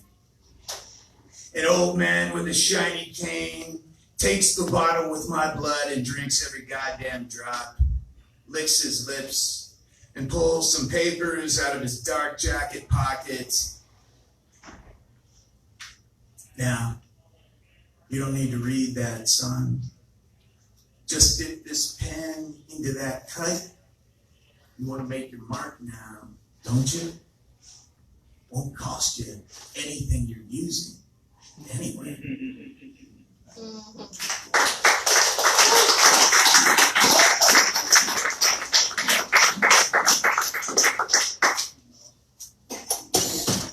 This is the last poem in the book. And it was written about a particularly good acid trip.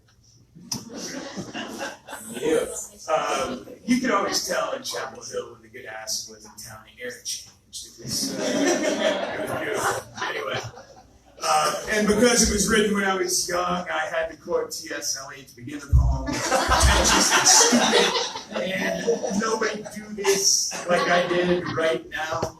This is called Tempest Fugue.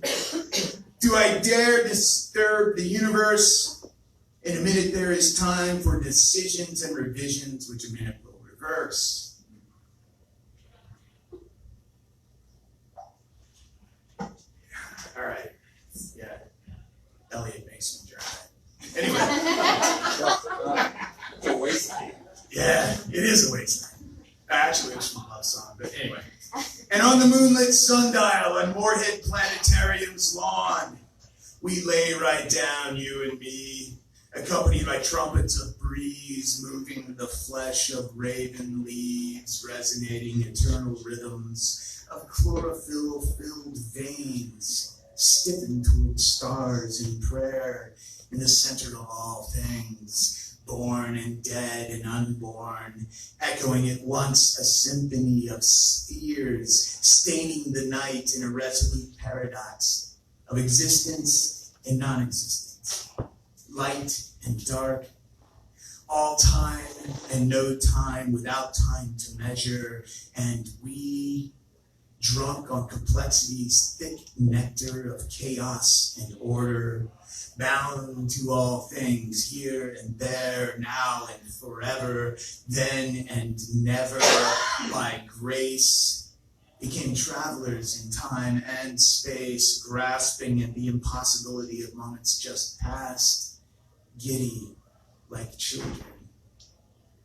When at that moment, a camera would have captured us, static on our backs, lying in the middle of the round ball of all time, your tiny, slender fingers woven into mine, creating a single connection on a dial unlit by sun, calculating nothing as two dark bodies at rest stared, pupils wide, up to where explanation finds only mystery in God, balancing now and never, then and forever. Amen.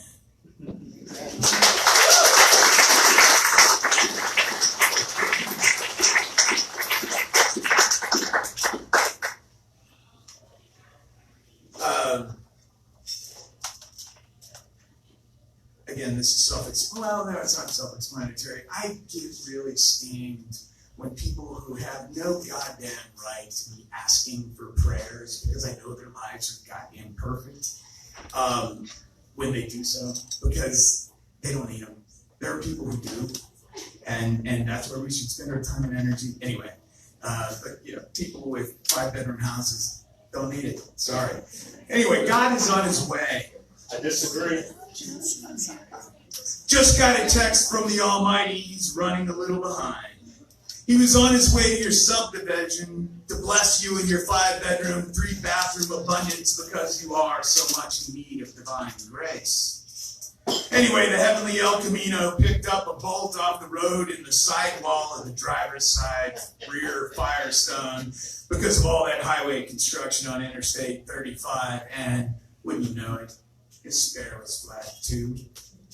He called AAA and is just waiting for the tow truck. Oh, he said to tell you that you'll be fine. But you should have figured that out by now with your health insurance and 401k balance. He also mentioned that he can't stay long. Something about Aleppo.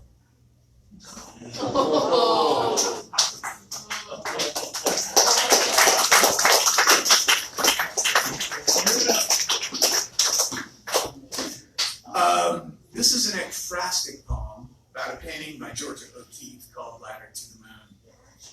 The painting itself, it's not the vaginal flowers that everybody puts on their wall in college, but it's this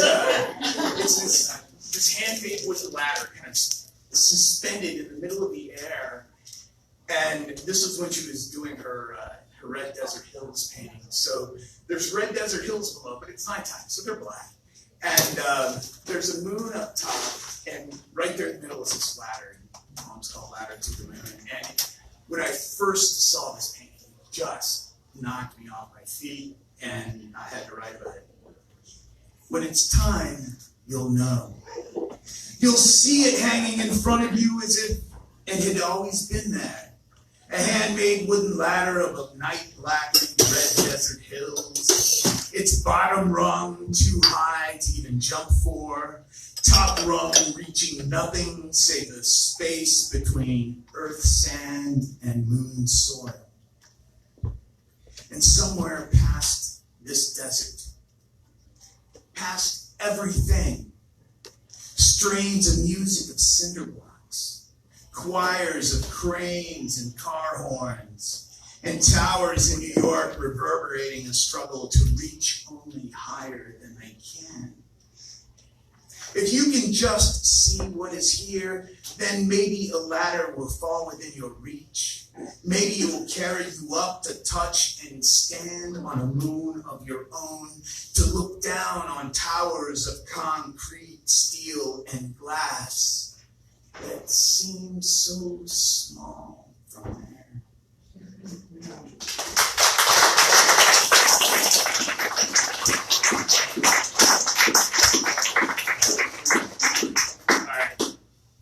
This one's a little longer. It's in 4 parts. It's about a Leonid meteor shower that happened, I think, in November of 2004 or 5, one of those. But it was supposed to be the brightest meteor shower we were going to see in 90 years. So I wrote this poem because my roommate at the time and I, this was deep in the midst of probably the most economically disadvantaged period of my life, where, you know, a meteor shower we could do because it didn't cost nothing. Anyway, Leonid meteor shower with James in 4 parts. 1. Our bodies clothed against air, cold enough to freeze water where it stands. James and I stand and look skyward to the northwest, sipping coffee in the dark of our yard. Crazy enough, we too, to watch rock burn in the sky as the matter and the atoms of the matter break down, component parts reassembling into something altogether new. 2. This we will not see again. 90 years will pass, we will not see this rain of rock, of fire, of ash mingling with the air we breathe. We will not taste on our tongues burning sky, crackling energy, as steam from our breath swirls a silver motion away from our bundled up selves. Big as fists, big as elephants' heads, as small as a grain of sand, meteors. Sizzled dark sky 2 hours before dawn. November's July 4th fireworks raining bright fire down on us.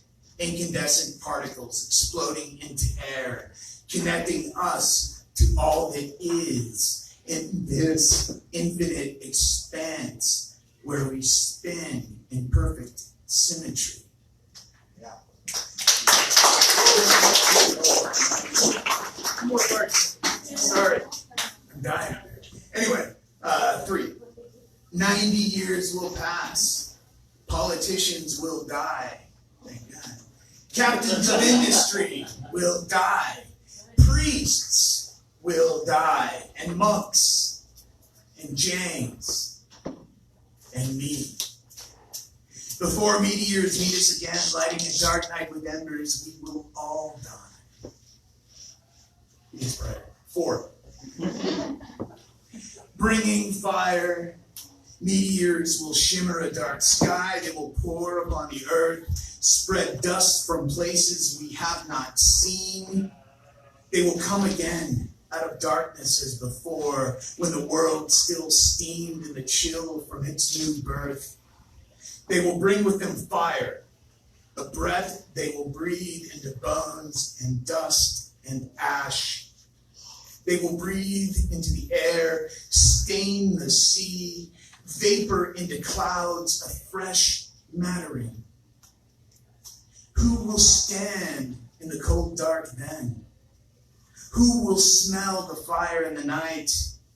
Will they coat themselves against frost and ice? Will they drink the black coffee of morning before light? Will they delight in a spectacle of fiery mists? Will they fix their eyes on heaven?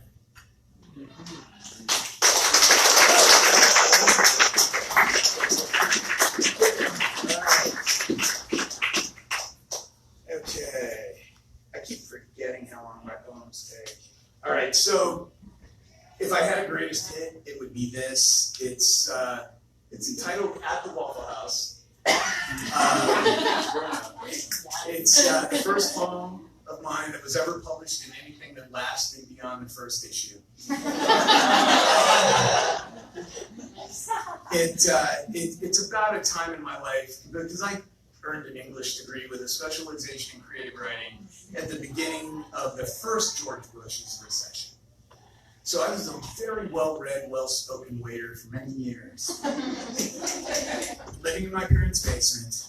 And a buddy of mine who had run up against an existential wall and dropped out of art school, he and I were stranded in Cabarrus County, North Carolina, which is a dry county, which means there's no booze to be found. So we had to drive to Charlotte to get a drink, and that's what we both desperately needed most of the time. So this is entitled At the Waffle House, because that's where we would end up after our night in Charlotte, eating hash browns and sobering up, drinking bad coffee. Actually, the Waffle House coffee is pretty fucking good. Anyway, this begins with a quote from 1 Corinthians 15:51. It's all Waffle House poems should. Behold, I show you a mystery. We shall not all sleep, but we shall all be changed. Out of beer and out of time. Last call puts Tyler and me in a place where mysterious blendings of caffeine and nicotine work our Budweiser dulled brains awake. Where redneck jukeboxes full of whiskey voices lament great losses of the true ones. And how we all get stomped flatter than lonely Texas highways, complete with tumbleweeds and dust devils, simply by love. So where are the rest of those Hank Williams poets? Whose tears fall to the ground like rain, making puddles only bleary-eyed drunks drinking their way through their blues can see? When thy cup is empty, it shall be filled when she gets around to it. And isn't mellowing side orders of bacon with those hash browns? So go ye then on down to a place where things somehow come to short order in those small hours before dawn, in fogs of conversation rambling through coffee steam and cigarettes, piling dead in testament to a new faith, healing busted hearts in confirmation that you will never be the same.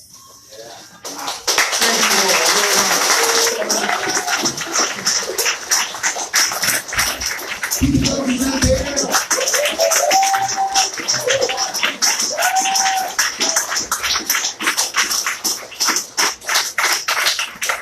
Because I'm an awesome host, we have extra time. So we still have one more person who signed. You're a taskmaster. Ellie O'Reilly. I think Tony Ellie. should be. No. Somebody else signed up. It's Mama Rose. All right. Please come up. She's signed up, but then we're gonna have more open mics. I heard you. The crowd is fun. Keep it going. All right.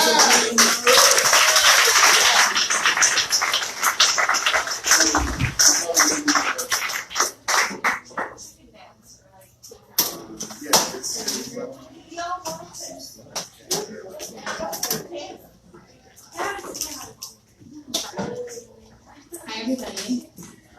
Thank you for giving me the stage. My name is Charlotte, Mama Rose. I have two poems for you tonight. This one's called Some Things Considered.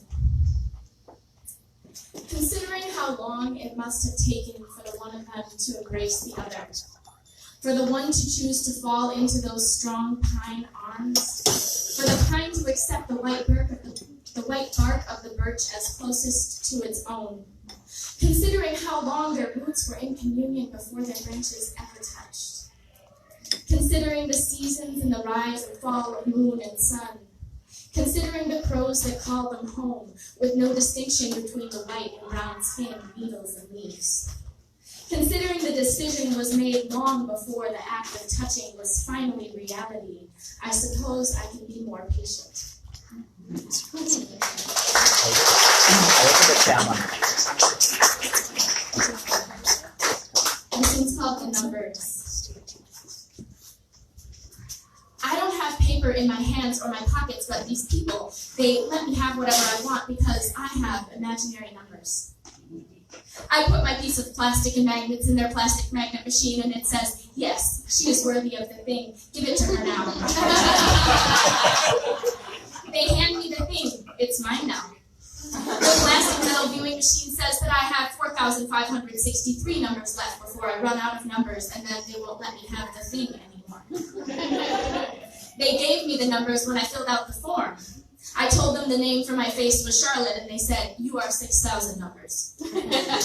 Sometimes I do think that people give me more numbers. Sometimes they get mad at me because they don't have as many numbers as I ask for.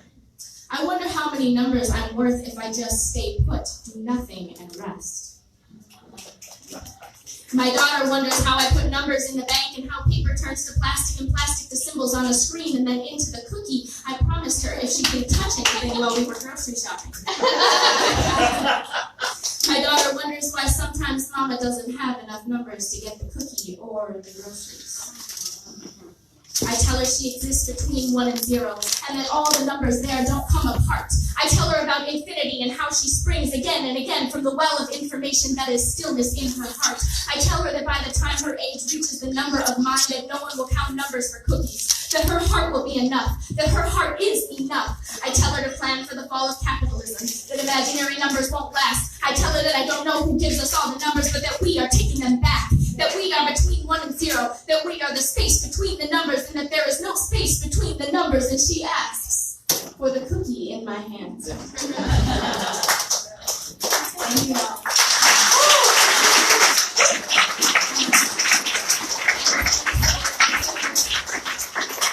I don't have any books published, but I do have a blog online, and it's Mama Rose Blog, MAMAROSE.blog. Thank you. Nice. Another alley. Too early. Good up for Mama Rose. That was amazing.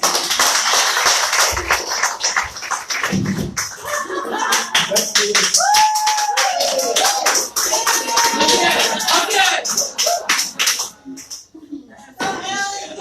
My name is Allie. I like to write usage manuals for things that don't need them. So this one is about sitting. Often he and I went sitting, which is an act of tandem emmobilment performed while in love. You might witness sitting in diners, nature, and other places where syrup and/or time is offered without restraint. To sit, simply count backwards from 3 and cease velocity by releasing the legs of their burden. The goal is to become so good at sitting, you will no longer need to count before leaning onto or into a supported structure or person. Thank you.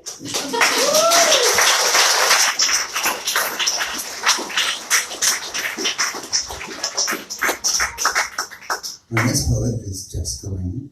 I just was at her book release on Saturday, and it was really amazing. So I don't know if you have any with you, but if you don't, you probably have a website or something, right? She has a Facebook page. But either way, she's going to do a poem for us. Put your hands together for Jas Abramowitz.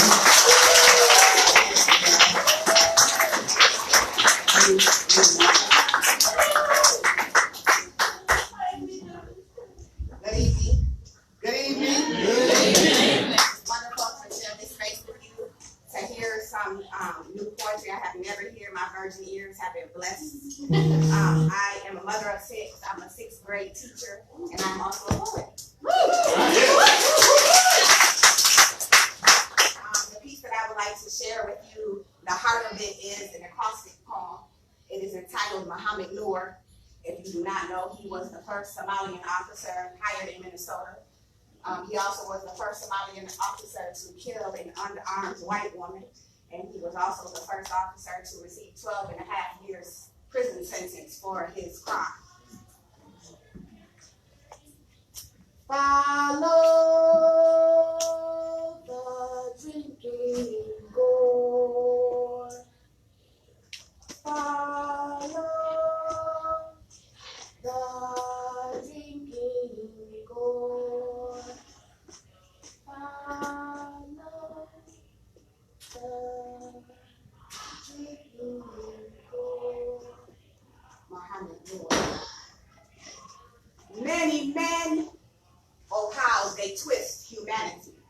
into believing an unarmed white woman means more to the world than every black mother, daughter, uncle, son.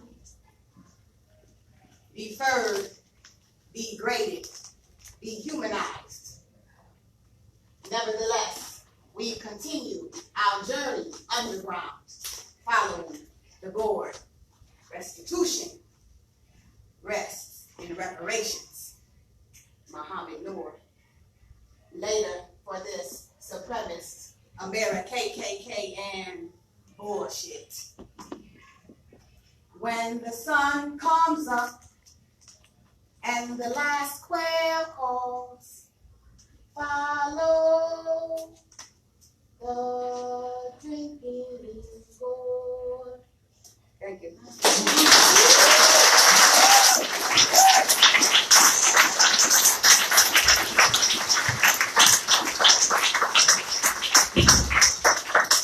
Your book is called Everything I Am. My book is called Everything I Am. It is my second published poetry book. It covers the last 10 years of my life. We didn't know we were going to meet here tonight, but my 7th grade teacher is the one who taught me how to write.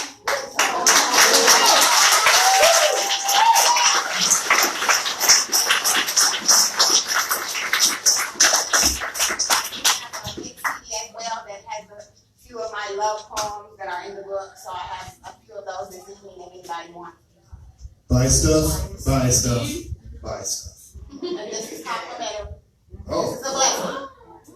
Grab Some things stuff. that like margarine. All right, well that brings us. Does anybody else have a poem that isn't gone? Anybody else? All right, well then that brings us to the close of our show. I'd like to thank Jas Abramowitz.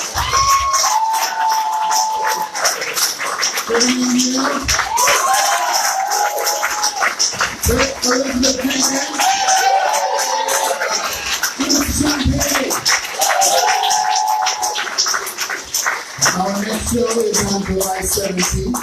I hope I see this many people here then as well, because this is a lot of people and I like it. But it's July 17th. I wanted to tell you who's going to be on that show, but I didn't bring it.